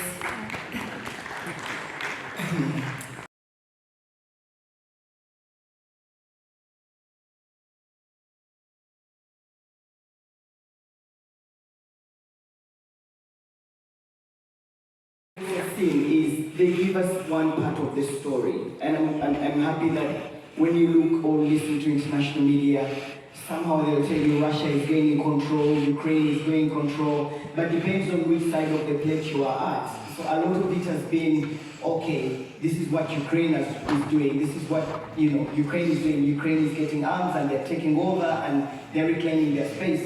But efforts to actually get the other side of the story, normally we haven't gotten that side of the story, the other side. So where does that leave us? Does that therefore mean that we're objective in the way we cover our stories, or knowingly or unknowingly we tend to promote certain narratives depending on the dominant frames that we put in our stories? Okay, I think I'll have Katerina answer this because you had mentioned earlier reframing what we define as balance. But I think to Solomon's point, should we then be examining what we identify as established truths and sort of pull that thread a little bit more? So we know, for example, racism is bad, but should we be investigating if race should be considered perhaps during employment? That's what I mean. I think there are debates we don't need to discuss in large TV shows or newspapers because they are blatantly against human rights, and I think also you need to take a stand as a human being and as a journalist, I think, for certain viewpoints which are so essential as a foundation for democracy, that I would not want to touch that. And the whole debate from right-wing extremists about race and so on is something that is for me personally a red line. But when it comes, for example, to conspiracy theories about the war of Russia against Ukraine, this brutal war, I mean, I have to say I'm from Poland, I was born in Poland, so I also see different sides of media coverage, also from Poland. I see also the situation of refugees in Poland, more than 1 million refugees still. And we had all kinds of conspiracy theories in the beginning of the war, also in Germany, which connected somehow to the whole conspiracy movement about COVID. First, they spread myths about biolabs in Ukraine. Then it was this Nazi narrative that the Ukrainian government would consist of Nazis. And I don't think that this is really something serious news will need to discuss, because this is just propaganda and lies. And you can prove it. I mean, you can see what are the positions of Ukrainian parliamentarians, politicians, how huge or small rather the role was of right-wing extremists, for example, in Maidan. There were not huge public figures.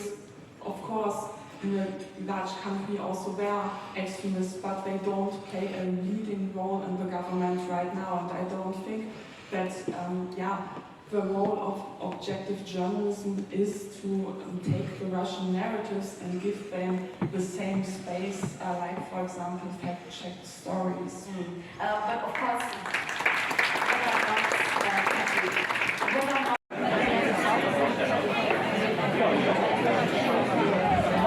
বাইরের লবিতে প্রচুর লোকজন, এখানে খানাপিনার ব্যবস্থাও রয়েছে। আমি just এক glass জল নিয়ে দাঁড়িয়ে লোকজনের রিয়াকশন রেকর্ড করছি।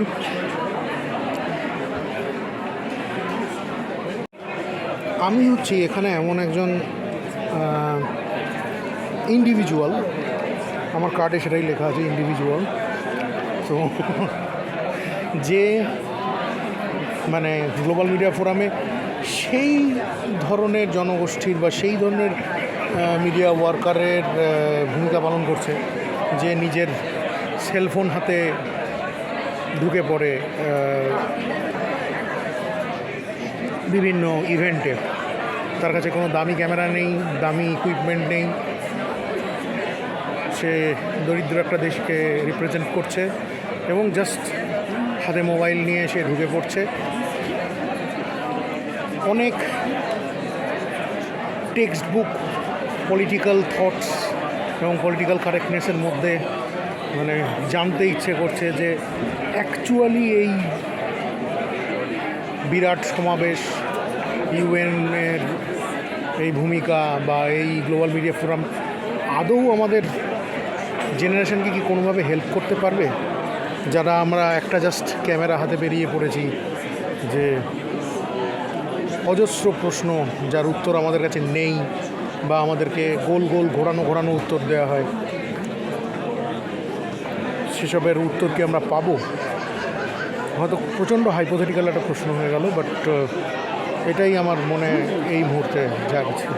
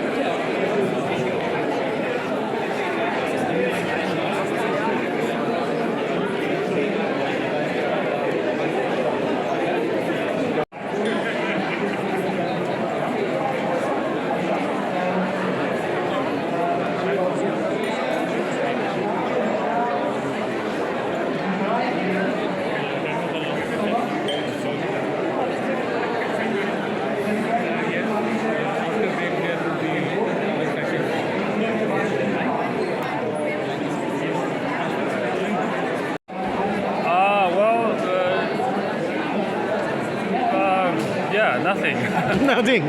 Nothing comes to mind. Quite exciting. I noticed a lot of representation of global South, like from Africa or some other countries. So that's nice. But I find the discussion quite superficial, actually. Yeah, it's quite textbook propaganda. Right. So you also think so? Yep. Everything is on a upper level, not deep enough, not going to the masses. Right. It is not direct to the masses directly. They are showing that they are busy, they are doing humanitarian work. This is very important, everything. But actually, to the masses, I think no one from the actual masses have any grip or control. Your name, please, sir? Mandlai. Okay, you are from? Mongolia. And here you are for? Or just to have a sense of what is going on with global media, right? So you are a student of University of Trier. Yes. Thank you for your. Okay, thank you. Bye. Filming. Thank you for your filming. Well, that wasn't like a. भाई आज हम आचार्य भाई से मिले और एक अच्छी बात ये थी कि एक तो बड़े हंसमुख इंसान है माशाल्लाह से, बहुत हंस के बात करते हैं और वो कहते हैं ना कि एक अच्छा दिल वाला इंसान अच्छी वीडियो बनाता होगा। तो मैंने आचार्य भाई ने जितनी वीडियो दिखाई और ख़ासतौर पर जो म्यूज़िक का इनका जो सेंस है ना वो बड़ा आला है भाई। तो इनको फॉलो करते रहिएगा, क्योंकि भाई जिस तरीके से ये जा रहे हैं ना, बाद में बोलोगे हाँ आचार्य भाई मैं आपको तब से फॉलो करता था जब आपके इतने थे। तो ये जो वाली बात होती है ना, ये फील आती है, ये फील अभी से ले लें भाई, बाद वाली फील नहीं आएगी। 10 लाख के बाद ये तो क्या लिया यार, अभी तक 10 लाख होने में तो बहुत देर है। इंशाल्लाह ये देखें, ये यूँ होते हैं, ये हमारे भी नहीं हुए अभी तक, मेरे भी नहीं हुए। मेरे भी 1,80,000 सब्सक्राइबर यूट्यूब पे हैं और 4 लाख फॉलोअर्स हमारे फेसबुक पे हैं। लेकिन जो पहले होते हैं ना, पहले आचार्य भाई उससे मोहब्बत कुछ और ही होती है। हाँ वो तो सही है। वो जो 100 होते हैं ना पहले, 100,000 10,000, वो आगे जब बोलते हैं ना कि यार मैं आपको तब से फॉलो कर रहा हूँ जब आपकी वो वीडियो आई थी, उससे आप वायरल हुए थे। तो वो जो आपकी मोहब्बत बढ़ती है ना, रिश्ते की जो आपसी मोहब्बत बढ़ती है, तो वो फील करें, आप भी फील करिएगा और जो देख रहे हैं वो लोग भी फील करें भाई। बढ़िया। अच्छा, ये जो ग्लोबल मीडिया फोरम 2023 का ये लोग थीम रखे हैं, ओवरकमिंग डिविजन्स, इसके बारे में आपका क्या राय है? ये इसी वजह से हम आपस में बात कर रहे हैं कि भाई आए हैं यहाँ पर, अगर इतनी दूर 7 समंदर पार करके एक दूसरे से मिले, मैं पाकिस्तानी, ये इंडियन, कोई हमें यहाँ पर बांग्लादेशी मिलेगा, कोई अफगानी मिलेगा, कोई यूरोपियन मिलेगा, एक दूसरे से। देखिए हम कहीं ना कहीं साफ़ी भी है ना सोशल मीडिया इन्फ्लुएंसर के साथ, तो हमें एक दूसरे से मिलना है, एक दूसरे को समझना है। जैसे मुझे आचार्य भाई ने कोलकाता से मुतालिक बहुत अच्छी चीज़ें बताई, अब मैं इनके साथ कोई कराची की चीज़ें शेयर करूँगा। ये कम्युनिकेशन गैप है ना आपस में, ये ख़त्म होता है और एक दूसरे के चीज़ें सीखते हैं आपके, उनकी तहज़ीब, उनका कल्चर, और इकोनॉमी से मुतालिक है। अब मुझे नहीं पता कोलकाता के अंदर इकोनॉमी किस तरह चलती है, आपको नहीं पता होगा, लेकिन हम मिले हमें पता चलेगा कि कौन कौन वहाँ पर लोग हैं। जैसे मैं सौरभ गंगोली को जानता हूँ। सौरभ गंगोली को कौन नहीं जानता, मतलब इमरान खान हम लोगों के लिए। हाँ, इमरान खान बिल्कुल बहुत बड़ी शख्सियत है। लेकिन ऐसे कई सारे इमरान खान आपकी तरफ होंगे, ऐसे कई सौरभ गंगोली हमारे पास होंगे जो हम एक दूसरे को नहीं जानते। जब मिलते हैं तो मोहब्बत बढ़ती है भाई, और इंशाल्लाह मोहब्बत का रिश्ता कायम रहेगा। तो हम लोग मिले हैं तनवीर भाई से जो आए हैं पाकिस्तान से। पाकिस्तान के कौन से शहर से आप? शहर कराची से। शहर कराची से वो बिलोंग करते हैं। और আমার ইচ্ছা আছে আমি যাব এবং করাচিতেও আমি ব্লগ বানাবো এবং করাচি থেকেও অনেক ভালো ভালো ভিডিও, ভালো ভালো ইন্টারেক্টিভ ভিডিও হয়তো আমি ভবিষ্যতে আমার দর্শকদের দিতে পারবো। तो तनवीर भाई और कुछ कहना चाहेंगे? I love you। Thank you very much. मैं एक छोटा ब्लॉग बनाता हूँ, तो कैसा लग रहा है आपको? भाई बहुत अच्छा लग रहा है, और आपकी ये मोहब्बत है कि आपने हमें जो है वो अपने कैमरे के सामने खड़ा कर लिया। तो बहुत अच्छी जगह है और बड़ा अच्छा लग रहा है कि समझ लें आप कि इस वक्त जो है वो इंडिया पाकिस्तान जो है वो दो मुल्कों का नाम है, लेकिन इस वक्त लग रहा है कि हम जो है दो भाइयों की तरह दूर से पहचाने जाते हैं। इस वक्त बोन का मैं आपको एक्सपीरियंस बताऊं कि जब मैं बोन उतरा तो मेरा फर्स्ट टाइम है यूरोप में, जर्मनी में, तो मेरी मदद ज़्यादातर, बल्कि मैं यहाँ पर जब ड्यूटी वाले कॉन्फ्रेंस में पहुँचा हूँ, DW कॉन्फ्रेंस में, तो मेरी मदद भी जो है वो अनिल कपूर ने किया। तो बड़ा जो है वो अच्छा लग रहा है, बहुत अच्छा लग रहा है। और मुझे लगता है कि जो बातें जो है वो कभी हमने शोज़ में सुनी है कि बच्चन जी कर रहे होते थे या उमर शरीफ साहब कर रहे होते थे कि ये सरहदें जो है वो हम लोगों के लिए नहीं होनी चाहिए। तो बिल्कुल बड़ा अच्छा एक्सपीरियंस है, बेहतरीन एक्सपीरियंस है। और यहाँ देख के हमने ये समझा है कि जब हम यहाँ से गए हैं, हम यहाँ से हॉलैंड गए और उसके बाद जो है वो हम, मेरा ख्याल है एक सरहद मिलती है वहाँ पर 3 मुल्कों की, उस बेल्जियम की, यस, बेल्जियम, हॉलैंड, नीदरलैंड जिसे कहा जाता है, और जर्मनी। तो जब हम वहाँ मिले तो लकीर बस इधर से उधर करें, नो पुलिस, नो आर्मी, कोई नहीं, जिसको जिससे मिलना है, जो मिलना है। सिक्योरिटी का निज़ाम बग़ैर किसी बंदे की मौजूदगी के बेहतरीन है। तो हमें चाहिए कि हम भी पाकिस्तान और इंडिया के लिए इस तरह का कुछ करें। लोगों को करीब आना चाहिए। जो पॉलिटिक्स है उसमें जो भी हो रहा है हम इस बात से दूर कि वहाँ क्या हो रहा है, कैसा हो रहा है, लेकिन हम आपस में मिलते हैं तो बड़ा अच्छा लगता है। सही है। और ऐसा ही है कि अगर हमें पीछे से देखा जाए तो हम भी जो है वो दिल्ली से हैं। बढ़िया। हम मेरे यार ग्रैंडफादर के फादर को आप देखें तो वो दिल्ली से हैं, तो बड़ी खुशी हुई कि आपसे मिला। तो आपको कहीं जाके लगता है जो इनका थीम है ओवरकमिंग डिविजन्स, हम लोगों को भी अपने साउथ ईस्ट एशिया के जितने भी कंट्रीज़ है, बांग्लादेश हो गया, नेपाल हो गया, भूटान हो गया, पाकिस्तान हो गया, हम लोगों को मिलकर एक ऐसा यूनियन नहीं बनाना चाहिए जैसे यूरोपियन यूनियन है? बिल्कुल बनाना चाहिए, बल्कि मैं तो कहता हूँ कि मीडिया की सतह पे भी एक ऐसी चीज़ होनी चाहिए कि जनूबी एशिया में जो मीडिया पर्सन है उनके साथ भी ये इंटरेक्शन होना चाहिए, उनके मसाइल को हमें समझना चाहिए। क्या पाकिस्तान में जो मीडिया पर्सन है उसको किस किस्म की, ज़रूरी नहीं है कि वो एंटी स्टेट पर प्रॉब्लम हो, लेकिन किसी भी तरह की प्रॉब्लम कि पाकिस्तान में जो है वो अगर सैलरियाँ नहीं मिल रही, इंडिया में जो है वो ज़्यादा काम लिया जा रहा है, तो इन सब चीज़ों की पॉइंटेशन जनूबी एशिया के मीडिया वर्कर्स को एक साथ मिलना चाहिए और एक फोरम बनना चाहिए जिसमें हम राब्ते में रहें और फिर किसी भी जगह हम कॉन्फ्रेंस करा सकें। आप हमें आके बताएं कि इंडिया में क्या अच्छी चीज़ें, हम पाकिस्तान का बताएं, आप पाकिस्तान हमारे साथ आए, तो ये चीज़ बढ़नी चाहिए। नेपाल जाएँ, भूटान जाएँ, बल्कि सुनने में आ रहा है कि पाकिस्तान, इंडिया, रशिया, चाइना और ईरान और दीगर ममालिक मिल के जो है वो हुकूमती सतह पे तो मिलाप की कुछ कोशिशें हो रही हैं, लेकिन अब ये जब मंजर आम पे आएंगी, जैसे अभी रशिया के साथ पाकिस्तान का जो माहजूम है पेट्रोलियम के हवाले से, ईरान से गैस का हुआ, बड़े अच्छे मतलब ये एक इम्पैक्ट है कि जनूबी एशिया जो कि एक वक्त में हमने देखा है कि बहुत ज़्यादा टेंस रहा है, तो उस मामलात को जैसे यार पाकिस्तान कश्मीर की बात करता है, तो पाकिस्तान की कश्मीर पर बात करनी चाहिए। इंडिया अपना मौक़िफ़ और बैठ के जब दो भाई लड़ते हैं तो उनका झगड़ा जो है बातचीत से हल होता है, लड़ने से हल कभी नहीं, लड़ने से और कभी यही पाकिस्तान में मुहद्दिब कौम है, वो लोग ये समझते हैं, मेरा ख्याल है इंडिया भी यही समझती है, हम दोनों एक दूसरे से मोहब्बत करते हैं, लेकिन अगर इंडिया और पाकिस्तान का मैच हो तो फिर भरपूर जो है वो टाकरा होता है। और मेरे ख्याल से आने वाले वर्ल्ड कप में जो है वो हम देख रहे हैं इंडिया और पाकिस्तान आमने सामने होगा, टक्कर बराबर की होने वाली है। बहुत ही अच्छा, सचिन हो गया तो हम फैन हैं उसके। जैसे पाकिस्तान के हम भी क्रिकेटर्स के हम फैन हैं, हम क्रिकेट को लाइक करते हैं और फैन है। सचिन जैसा प्लेयर नहीं है, मियादाद जैसा प्लेयर नहीं है, तो इस बात पे जब हम आ जाते हैं और इत्तेफाक कर लेते हैं तो दीगर चीज़ों पे भी हो सकता है।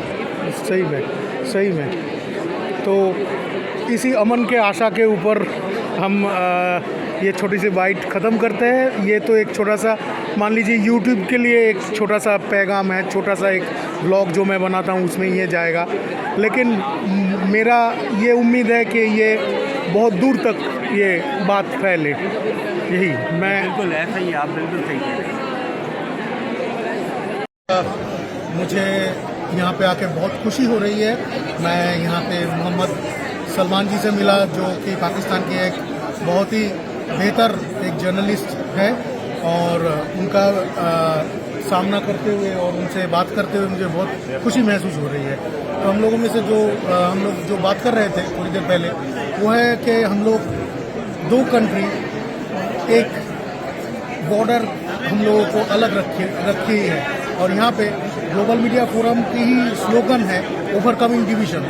सो कहीं पे हमको जाके ये दूरियाँ और ये जो हमारे बीच में जो एक लकीर है, उसको कहीं पे जाके जितना जल्दी हो सके इसको ख़त्म किया जाए, धीरे धीरे इसको ख़त्म करके एकजुट हुआ जाए और एक अमन के साथ एक नेशन में हम लोग रह पाए।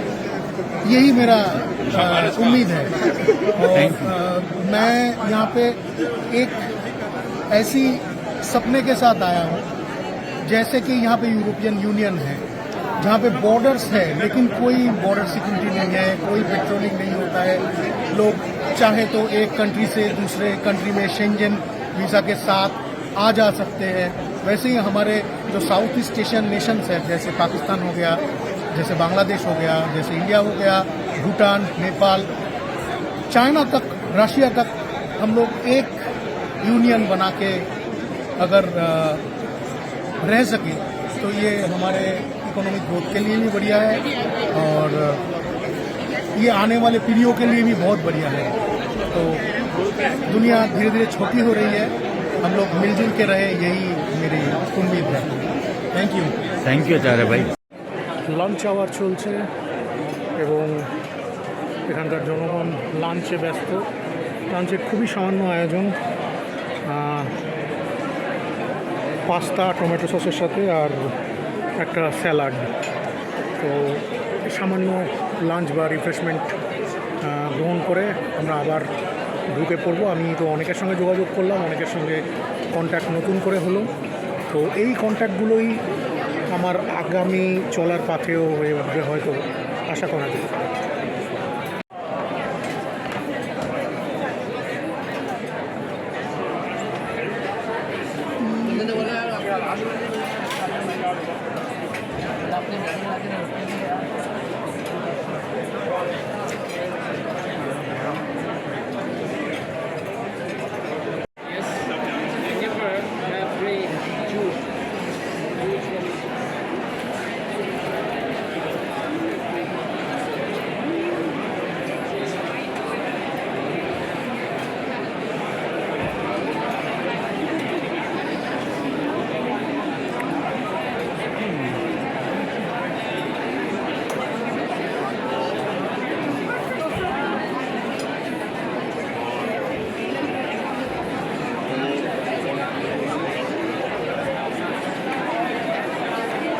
খানাপিনা জমে উঠেছে, লোকজন লাঞ্চ করছে।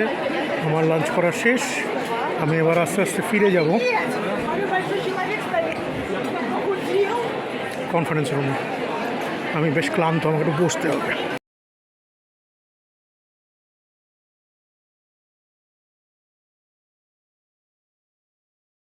What's your opinion about this theme, overcoming divisions? We have much to overcome. This, I think this conference is doing a very good job of shining a light on the problems, but too often we come back to the solutions are very complicated. I think we need a lot of us thinking creatively about how to overcome divisions, or we will never do so.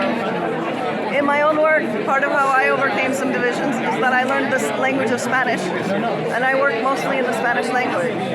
And people often ask me, why are you working in Latin America? Why did you learn Spanish? I say, nobody ever asks my Latin American friends why they learned English. I think we have to have people come from both sides of the bridge if we want to connect. Definitely. So tell me one or two things about yourself. So I studied journalism in Spanish, and I worked for many years as a journalist. And then I started my first entrepreneurial project in my 20s. I started a newspaper in Northern California in Spanish and English. And I ran it for 3 years. It worked all the time. And we had a growing audience, stories with real impact.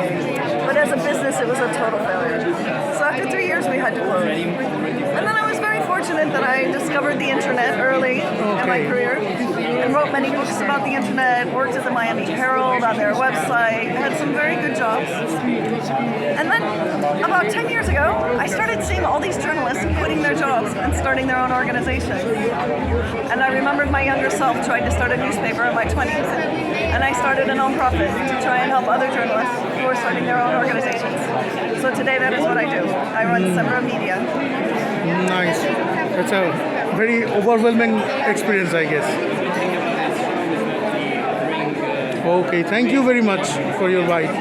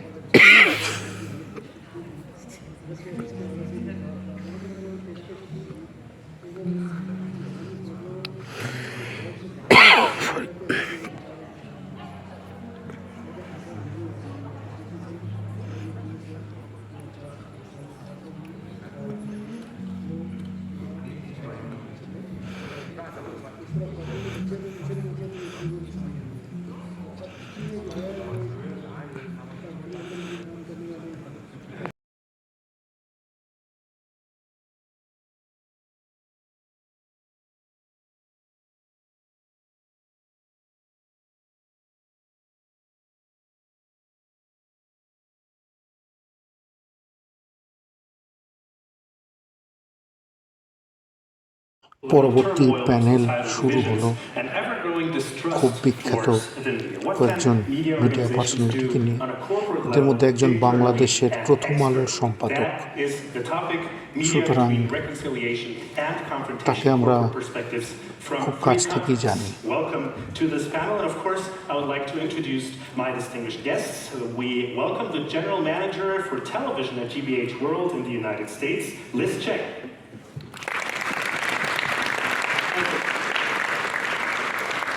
The Station Manager for Freedom Radio Kaduna in Nigeria, Mariam Dalhatu.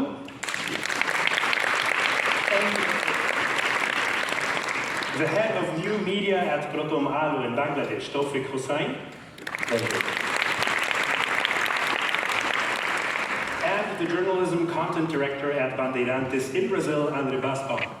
Thank you. And at this point, a short reminder, especially for those of you following us through social media and our online platforms, we welcome your questions and comments. Our social media team is, of course, paying attention and will pass on the questions to us. And you, the audience here at home, of course, will also have the opportunity to ask your questions at the end of the panel. I'd like to start with the status quo. Take us to where we are right now. And I'd like to start with you, Liz. GBH World, your television network, covers almost 80% of households in the United States, a country which has seen such profound divisions that people repeatedly talk about a culture war going on in the States. How does that affect the perception of your brand and the work that you do? So a little bit about our world channel. We are on 194 stations on their digital channel. And 10 years ago, when I took over the channel, it was a repeat of the best of PBS nonfiction programs, documentaries and news and all of the above. And so we sat down to try to decide how to make this channel, this public media channel, different from everything else that was out there. And we decided to focus on all the differences that make a difference. So race, religion, ethnicity, abilities, socioeconomic level, all of the above.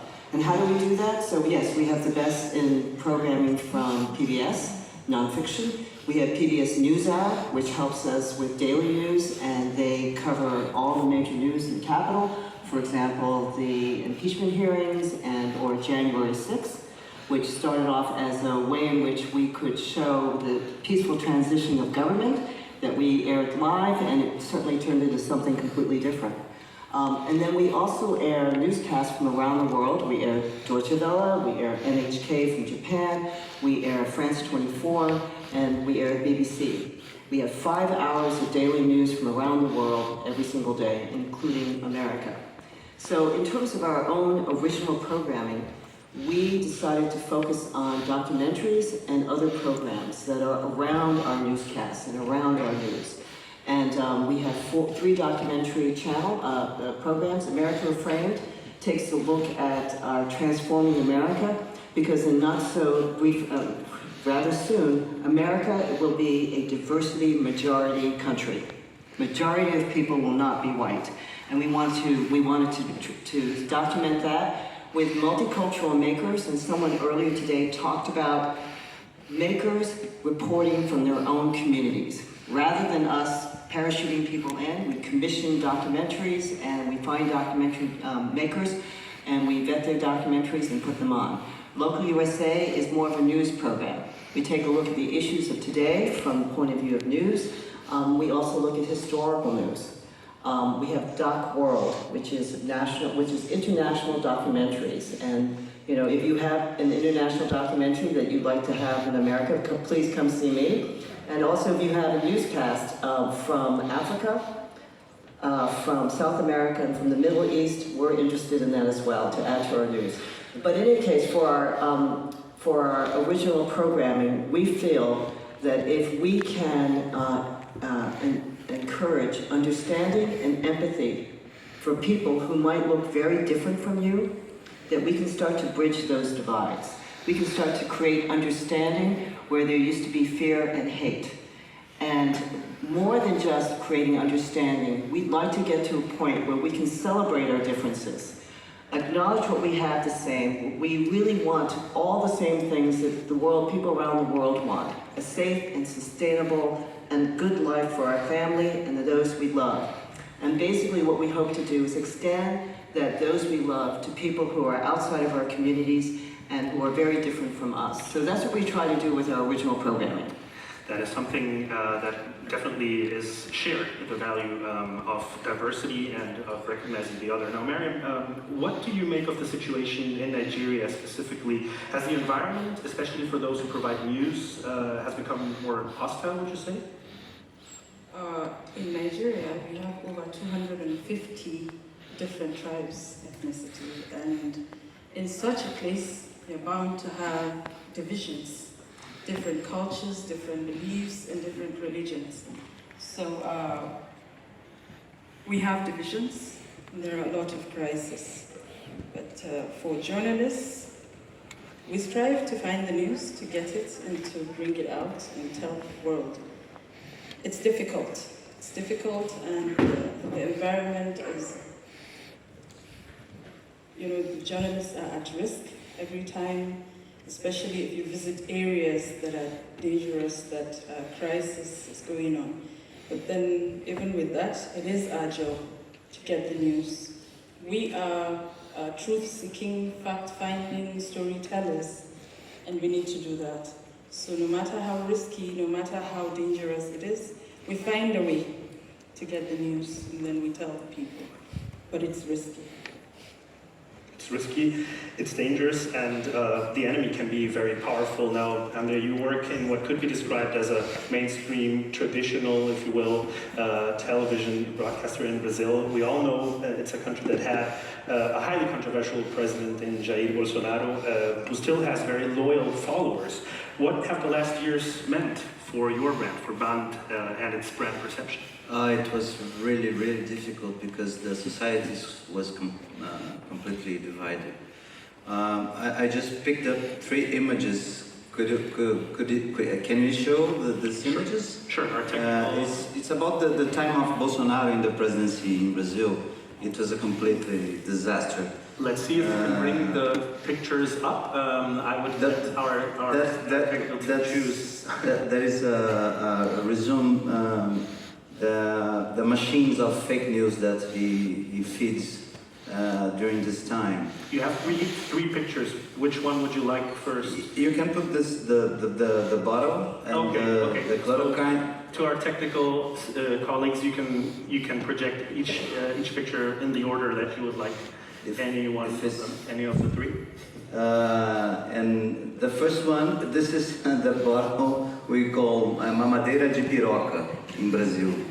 It's a penis and a bottle. And the fake news said that if Work Party won the election, this kind of bottle would be in the published preschool. And we have a religious country, 15 million people, evangelical country, and this kind of image is a fraud, lied to a lot of people, and a lot of people believe that. The second image is when Bolsonaro was in the pandemic. No, this is the debate, Lula and Bolsonaro. It was really interesting because Bolsonaro, during the debate, he started to say about Nicaragua, because Lula is going to transform Brazil like Nicaragua, that spell priests, and it's a regime with not freedom. So he started to do this during the debates, to pick this first impression, first saying of him to feed the machine. So Lula was telling about the problems of Brazil and trying to talk about the problems, and Bolsonaro just making some crazy sentences and like this about international politics, just to pick this image from the TV channel, official channel, to feed the machine. So there is a technique, there is a strategy, and I think today we have our work of journalists.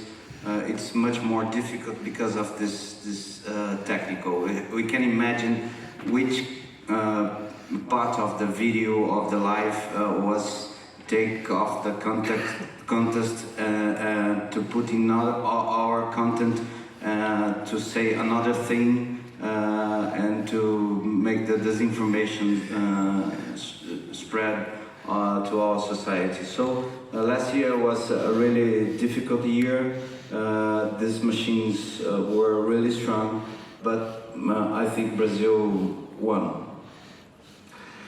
That's a perception many share. Now, Tofik, Proton Aloe is the largest circulated. Yeah, we're seeing another picture just there. This is against pandemic.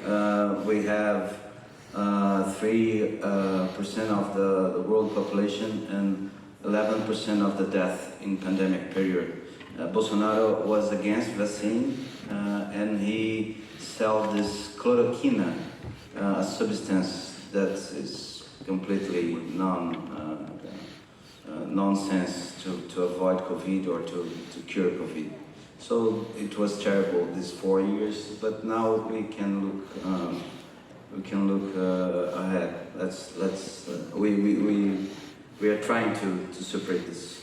You passed a difficult time. I would say in Bangladesh, the difficult times might be ahead. Now, Tofik, Proton Aloe is the largest circulated newspaper in Bangladesh. The country is approaching parliamentary elections by January next year. How's Proton Aloe standing in the midst of rising tensions that are typical for those types of elections? So Proton Aloe has been there for like the last 24 years. And they always try to stand by the people, I would like to put it that way. like not be biased by the ruling government or the opposition or any of the contestants. They always try to paint the honest picture, the clear picture, so that the people can make their own decisions. It has been hard for them, but they have been maintaining for the last 24 years. That's why they're still being sustained in this complicated situation as a newspaper. Now, in your case, Mariam, can you tell us an example of a situation where you see that confrontation has actually jeopardized the work that you do, and how do you overcome that? Well, confrontation is never a solution to me. Reconciliation is what we need.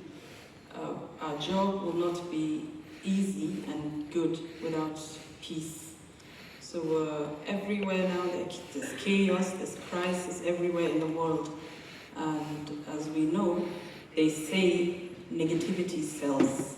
But even with that, I believe we need to give out possible ways that people can live in situations that are not peaceful in places. Even if we report, we also have our societal responsibilities to look at. And since this morning, I have heard one question over and over: is it our responsibility? I believe it is, in some percentage, our responsibility, because we can't live in a world where there's no peace, where we don't find peace. Personally, in Nigeria, where I live in Kaduna State, there are crises, there are banditry here and there, and when I go home at night, I always look at my sides to ensure no one is there, no one is following me, I have to drive my car into my house and I start looking, who is after me, who is here. It's always late when I go home, and it hasn't been easy. This is not a life. This is not a life. We need peace in the world. You go into your house, like now in Nigeria, you can't move around at night with your phone. Speaking on your phone, that means everyone can see the light, everyone can see that you're using a phone. You can be attacked, So it's not easy. You have to keep hiding your phone so you can't even move freely and feel free in your house, in your area, in your place. This is not the world we want. Like you said, how do we do this? Well, this is how we do it.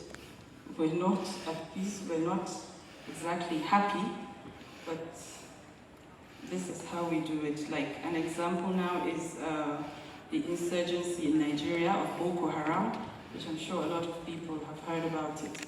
Now this Boko Haram is in the northeast part of Nigeria. So in the north, things are happening. These people are tagged Muslims. So this is a division in my country. If they are tagged Muslims, and everywhere you see a Muslim, you feel like, oh, Boko Haram. Somewhere you go in Nigeria, people will call you, oh, Boko Haram, because you're a Muslim. This is wrong. I am a Muslim, but I don't like what the Boko Haram are doing. Because these people are from us. They are Hausas, we are Hausas. We speak the same language. We do the same religion. And if this is what they believe in, I don't believe in it. So divisions can be escalated by the media. That is why I said earlier, it is part of our responsibilities to make sure we don't escalate this. How do we not escalate crisis? Is when reporting, even if we report it well, we should give every issue an in-depth analysis, Find possible solutions. Tell the people, okay, this is how you live with the current situation. This is how you live with it. When you see a suspicious neighbor, someone looking suspicious around you, please try to report. This is how we live with it, because someone cannot just move to your area, rent an apartment, just start living without the people around knowing who this person is. And you just stay with him and live with him. You never know what he does in his house. You don't know what is happening. But once you ask, who are you? You just moved. We would like to know you. Where are you from? Because where did you move from? And then we find out from that area, how has this man been in your area? And then people are like, oh, he's a good man, he's this, and his family are good. Okay, fine. But we have found in different states in Nigeria, where new people just move in, they live with neighbors, no one is asking, and at the end of the day, securities find out, oh, he is one of them, you know? And people get kidnapped from somewhere else and they're brought into that house, and you neighbors don't even know what is happening there.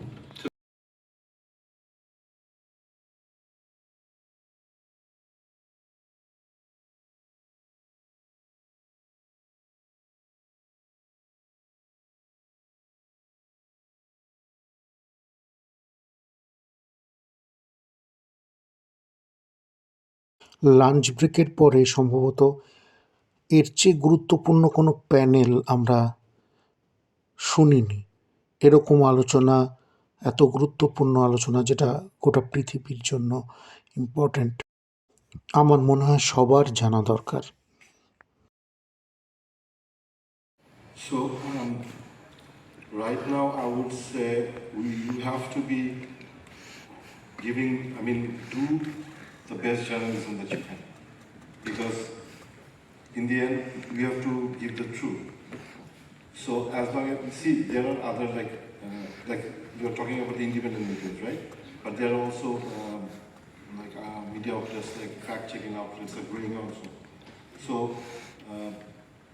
the audience or the readers are actually having, okay, I'm having these regular media outlets, I'm having independent media, and I'm also having this fact-checking companies who are actually doing the fact-checking for me. So this is, I would say,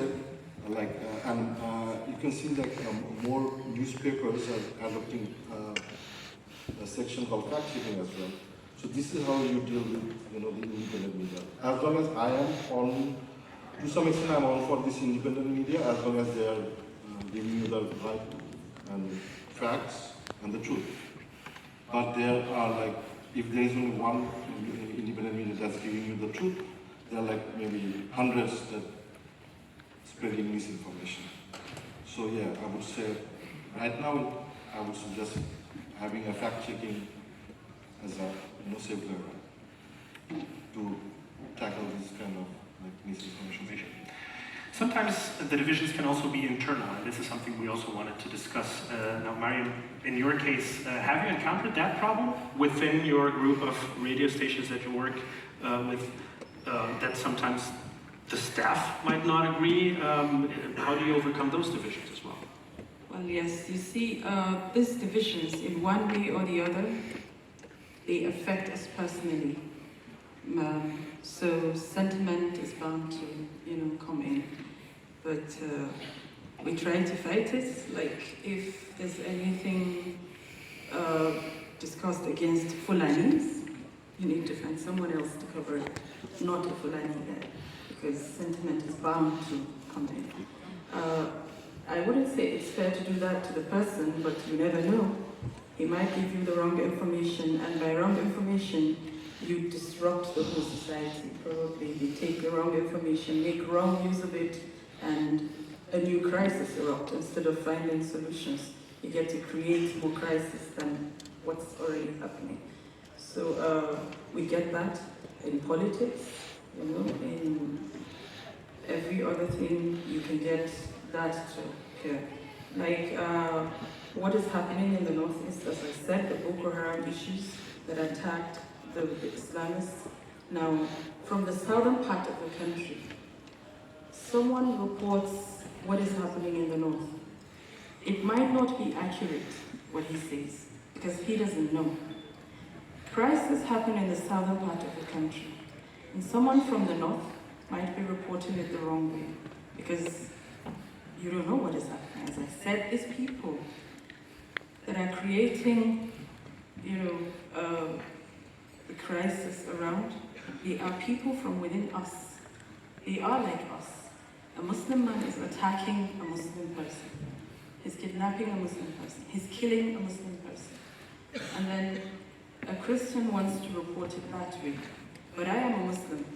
I will not like the way he reports. This is happening, it's true, but I will not like the way he's reporting. So when it's my time to report something from the Christian side, maybe I would be like, oh, the Christians are killing Christians and Muslims. They might not have killed any Muslim, but because I want a payback, I could say they're killing, yes, Christians, that's true, but then Muslims, just to pay back. And then that alone, you never know where it's going to end. So we find this, we get this in our reports, and that is why we have a body in Nigeria that governs the broadcast industry, NBC, National Broadcasting Corporation.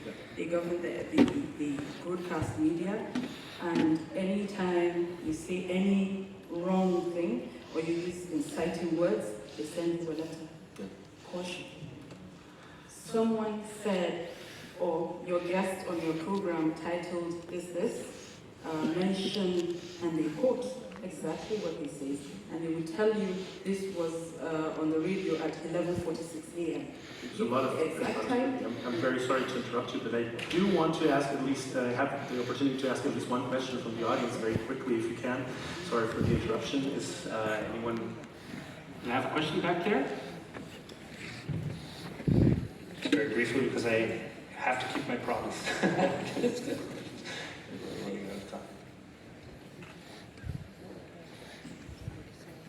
Hi, I'm Iberi from Nigeria. So my question is, how do you, you talked about looking for solution, or for us to, instead of just reporting the bad things, why don't we look for a solution? So I know that from Kaduna, where you come from, there's always this clash between the Christian part and some people say they are Fulanis, we don't know. The so-called, because we can't actually say who they are, there's always crisis. People going to people's villages, invading the villages. So your community radio, how do you report such information? Well, yes, we report it, we have to. We have to tell the people this is happening, but then we try to stay away from number of, the casualties, and then mentioning so-so community, fighting so-so people. We try to stay away from that, and then we inform the security agencies. It's their duty to move as fast as they can and protect whatever is left, and stop the crisis. We report to them first, we come to the radio and tell the people this is happening in Kaduna, and we seek for your prayers so that God intervenes and stops this. We report it that way, but then we also get resource persons that would sit with us in the studio and discuss in depth about crises like that, cite examples from what has happened in the past and the negativity it caused and what they did to solve it. We keep talking about, possible solutions, as I said, like this. We invite people with history to tell us, okay, this has happened in so-so years, and this is what the government did. They solved it at once, or it took so-so time to solve it, but at least they did this and that, and people have lived in peace for some time. This is how we do it. That's how. I'm afraid that's all that we have time for, unfortunately. But I want to extend a big thank you to all four of you for these different perspectives from very different regions. And I think the thing that unifies all of you, from what I hear and understand, is that you have to be closer to the audiences and closer to the people. Show them, even if they are on the other side, approach them, and that is the only way in which we can actually overcome the divisions. So I do want to thank you for your perspectives, to all of you for joining us, especially also those at home.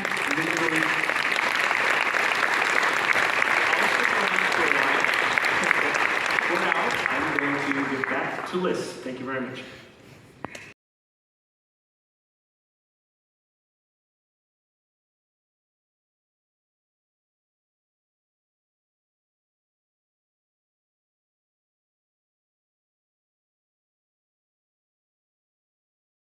The media. Here is Sabriya Tenberken.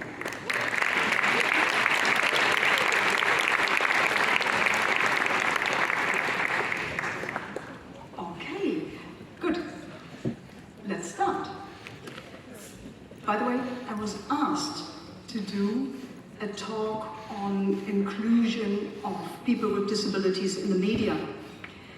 Well, in my opinion, true inclusion is only possible if we stop being too fascinated by the actual disability. If journalists emancipate themselves from clinging to cliches like wheelchair-bound, struck by blindness, or from dark to light. And if journalists are not so inspired always about the fact that most of us are actually quite okay with living with a disability. Now, true inclusion can only be celebrated if we all focus on the story beyond the story. And this is exactly what I want to do today. So I have 3 protagonists for you that I want to represent to you or present to you. 2 of those protagonists were featured in the international media many times. And one is only for you today. He was not featured yet, but maybe one of you would like to go to the northern Uganda and write a story beyond the story. Now, let me start with the first protagonist. It's Kila. And Kila was the first blind student that we ever had, or one of the first blind students. She comes from a village right underneath Everest. And Kila is born blind. Her siblings are born blind. Her father is blind. And her mother died when Kila was very, very young. You can imagine the villagers, they were mumbling. This family is completely cursed. There must be a water ghost, a loon, that is possessing the house. And Kila was really suffering from the fact that nobody wanted to play with her. Later there was an aunt, and she heard about our school, and she brought Kila and the siblings to us. And Kila learned in only a couple of years reading, writing, speaking in 3 languages, Tibetan, Chinese, and English. And she learned how to be mobile. She walked all around, or she traveled all around China by herself with her white cane. And she traveled through India and even to England. And from early childhood onwards, she had this big dream to start one day a kindergarten for blind and sighted children. And everybody was doubting her, but she didn't listen. And she indeed started a kindergarten, the first, China's first integrated kindergarten for blind children and for sighted children. She mainly concentrated on orphans from the Sichuan earthquake. And this kindergarten became very famous because it was so different. It was colorful, it was child-friendly, it was a kindergarten full of life, where the kids learned through theater and music and dance. And at the age of 4, most of these children, they were able to speak 3 languages. And all of these children, blind or sighted, they were able to read Braille. Now, this is very, very interesting, actually. The sighted kids, when they went to regular school, and they knew Braille already, for them it was much, much easier to learn the regular Tibetan script in the regular school.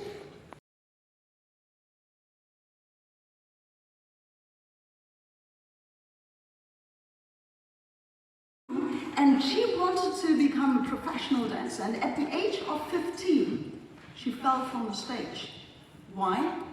Because she only then noticed that she was actually becoming blind. And the world collapsed. Not because she suffered from blindness, but because the friends and the family, they said, well, your career is over. You cannot dance. Shrishti came to Kantari, to our leadership training center in the south of India, and she wanted to make a change. And we were wondering, hey, why can't you dance? You have 2 legs, you have 2 arms, come on, of course you can dance. And she started Blind Rocks. And Blind Rocks is a global organization that goes from country to country, and she is trying to get blind people out of the comfort zones and does Bollywood dance workshops. Now, Shrishti is also a celebrity in Asia because she participated in a lot of dance casting shows. And of course, the media, again, was really, really interested. And there was a director that came and he made a movie about her. And again, not about the achievements of Shrishti, but about life living in darkness. And the actress that played Shrishti, she was always crying about the fate of being blind. And Shrishti became so angry. She said, I'm not suffering from overcoming blindness. I'm suffering from prejudice, I'm suffering from stigma by the society, but also stigma that is promoted by the media. And here's Shrishti, how we know her, how we love her. She's the cheerful, life-loving Shrishti. My name is Shrishti Kesi and I'm the founder of Blind Rocks. There are 3 sets of workshops that we provide. The first is interpersonal skill. Here we focus on body language, body movement, gesture, posture, facial expressions, emotions, because this is especially the problem for the born blind people. And the second is dance, fashion and beauty. Being a dancer myself, I love dancing and now I want other blind also to dance. The third workshop we provide is adventurous street like rock climbing, rafting, paragliding, hiking. We as a blind also live a rocking life. Blind rocks the world. Blind rocks the world.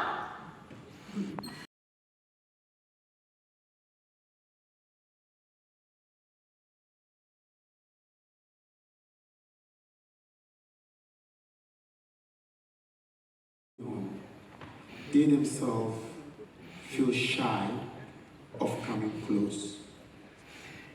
I've been asking myself why. I was thinking they have to come around so that people will really understand their situation.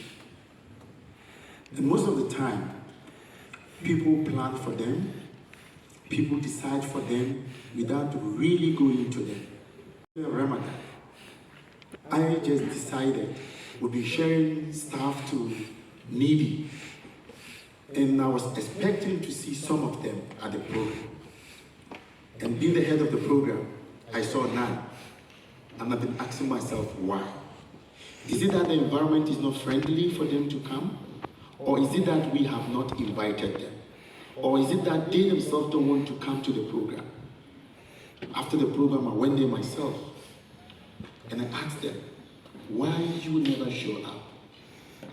And you say program, do you mean TV programs, radio programs, or what? Radio program. Radio program. Radio program. All right, so has that been your experience, Xavier? You need to move one step to your right, yeah, to be in front of the mic. So sorry, the acoustics here is a little bit difficult. For me, it was difficult to understand. Is it right that you asked why are people with disabilities not coming forward to your radio? Why they are shy? Yes. I tell you why. Because most schools, most training centers are just focusing on charity and not on empowerment. And this is the big, big problem. You could have come to our school in Tibet and you will see a number of blind people, or all the blind people that we had there, they were very media savvy. I mean, we had media there every second week, and they would do interviews. They would love to speak in Tibetan and Chinese and English. They would love to show what they can do. And yeah, and they would also not be afraid to not be everybody's darling. But this needs a good school or a good training center. Thank you very much.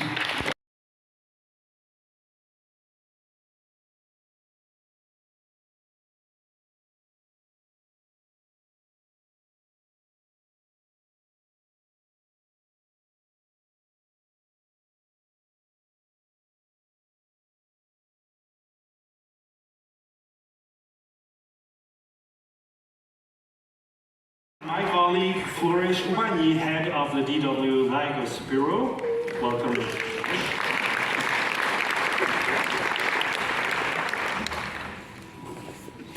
And of course, a very warm welcome to everyone who is joining us online from wherever they are. We hope you take part in this discussion, which is, of course, a very hot topic. I'm very honored to be discussing here at the Global Media Forum. I'd like to start by bringing us to the here and now.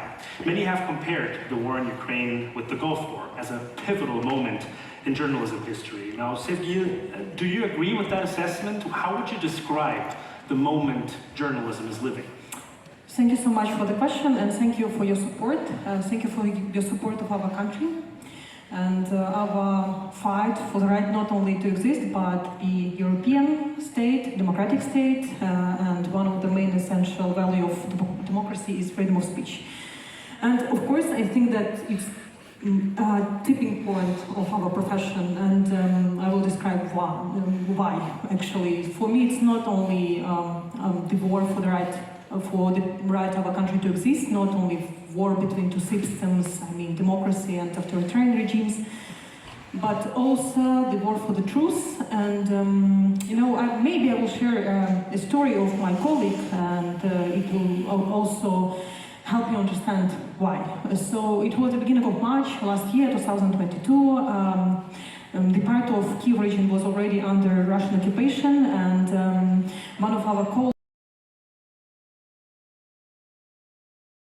room today, and I'm really proud of all representatives of journalism in Ukraine, because we overcome this so many challenges, so many difficulties.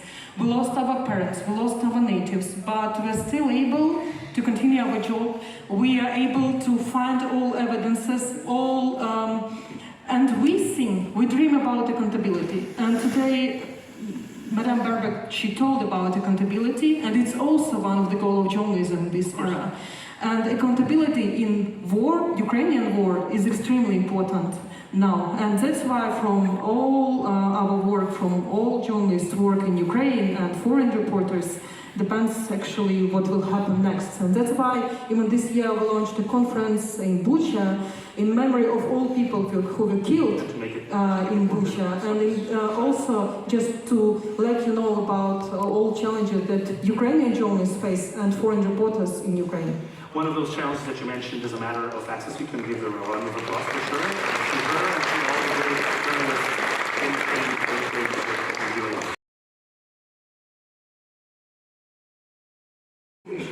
And it was the most important. Now, of course, we are able to even publish some anti-corruption investigations, work documenting, etc. But the first months of war were only breaking news 24/7, and even me as a chief editor, I was writing news because news was the most important source of information for people, and Ukrainska Pravda as well. You talked about tools, you talked about a team, but what if you're there on your own? Ron, what happens with the influx of information that you get when you are reporting on the ground and may not have access, or at least not immediately, to tools, to a team, or to an editor-in-chief who can, at least assess it with you? Well, I think I'm using my skills, even though I'm a photographer, I'm a photojournalist, I'm using my journalism skills. I'm speaking with people, I'm trying to verify, I'm working, most of these times I'm working with somebody else, usually a producer, a Ukrainian producer in this case of Ukraine, so there's no misunderstandings with language and so on. But it's incredibly important, and one of the things that's often underappreciated in terms of photography, and especially related to misinformation, is the caption. And the caption is absolutely crucial, that it absolutely verifies what you are looking at, because often when the caption is separated from the image, that's where the problems start to begin. Photographs can then start to be misused. So that is something that we as photojournalists take very seriously in our way to make sure that when we're representing our truthful representation of what we're seeing to you, it is both with text and imagery. আমার জন্য global media forum এখানেই শেষ হলো। আমি এখনও আধা ঘন্টা বাকি আছে যদিও, কিন্তু আমাকে বেরিয়ে পড়তে হচ্ছে। আমি বাড়ি ফিরতে হবে, প্যাকিং করতে হবে, এই ভিডিওটা এডিট করে আপলোড করতে হবে, অনেক আধ খেচেরা হবে এডিটটা। কিন্তু দর্শককে বলছি একটু কষ্ট করে দেখে নেবেন।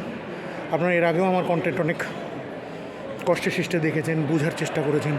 কোথাও কোনো কনটেক্সট নেই, কিচ্ছু নেই, কারণ সব জায়গায় তো স্পুন ফিট করে কন্টেন্ট লোককে দেওয়া যায় না, আর আমার কন্টেন্ট অনেকটাই র ফর্মে আসে।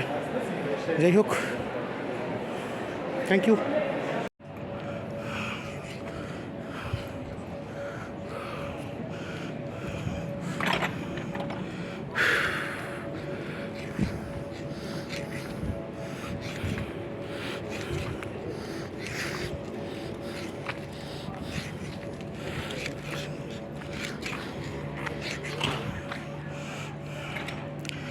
তাহলে এবার ধীরে ধীরে বাস স্ট্যান্ডের দিকে, এবং আমার জন্য ডয়েচে ওয়েলের জার্নি এই পর্যন্তই এবারের।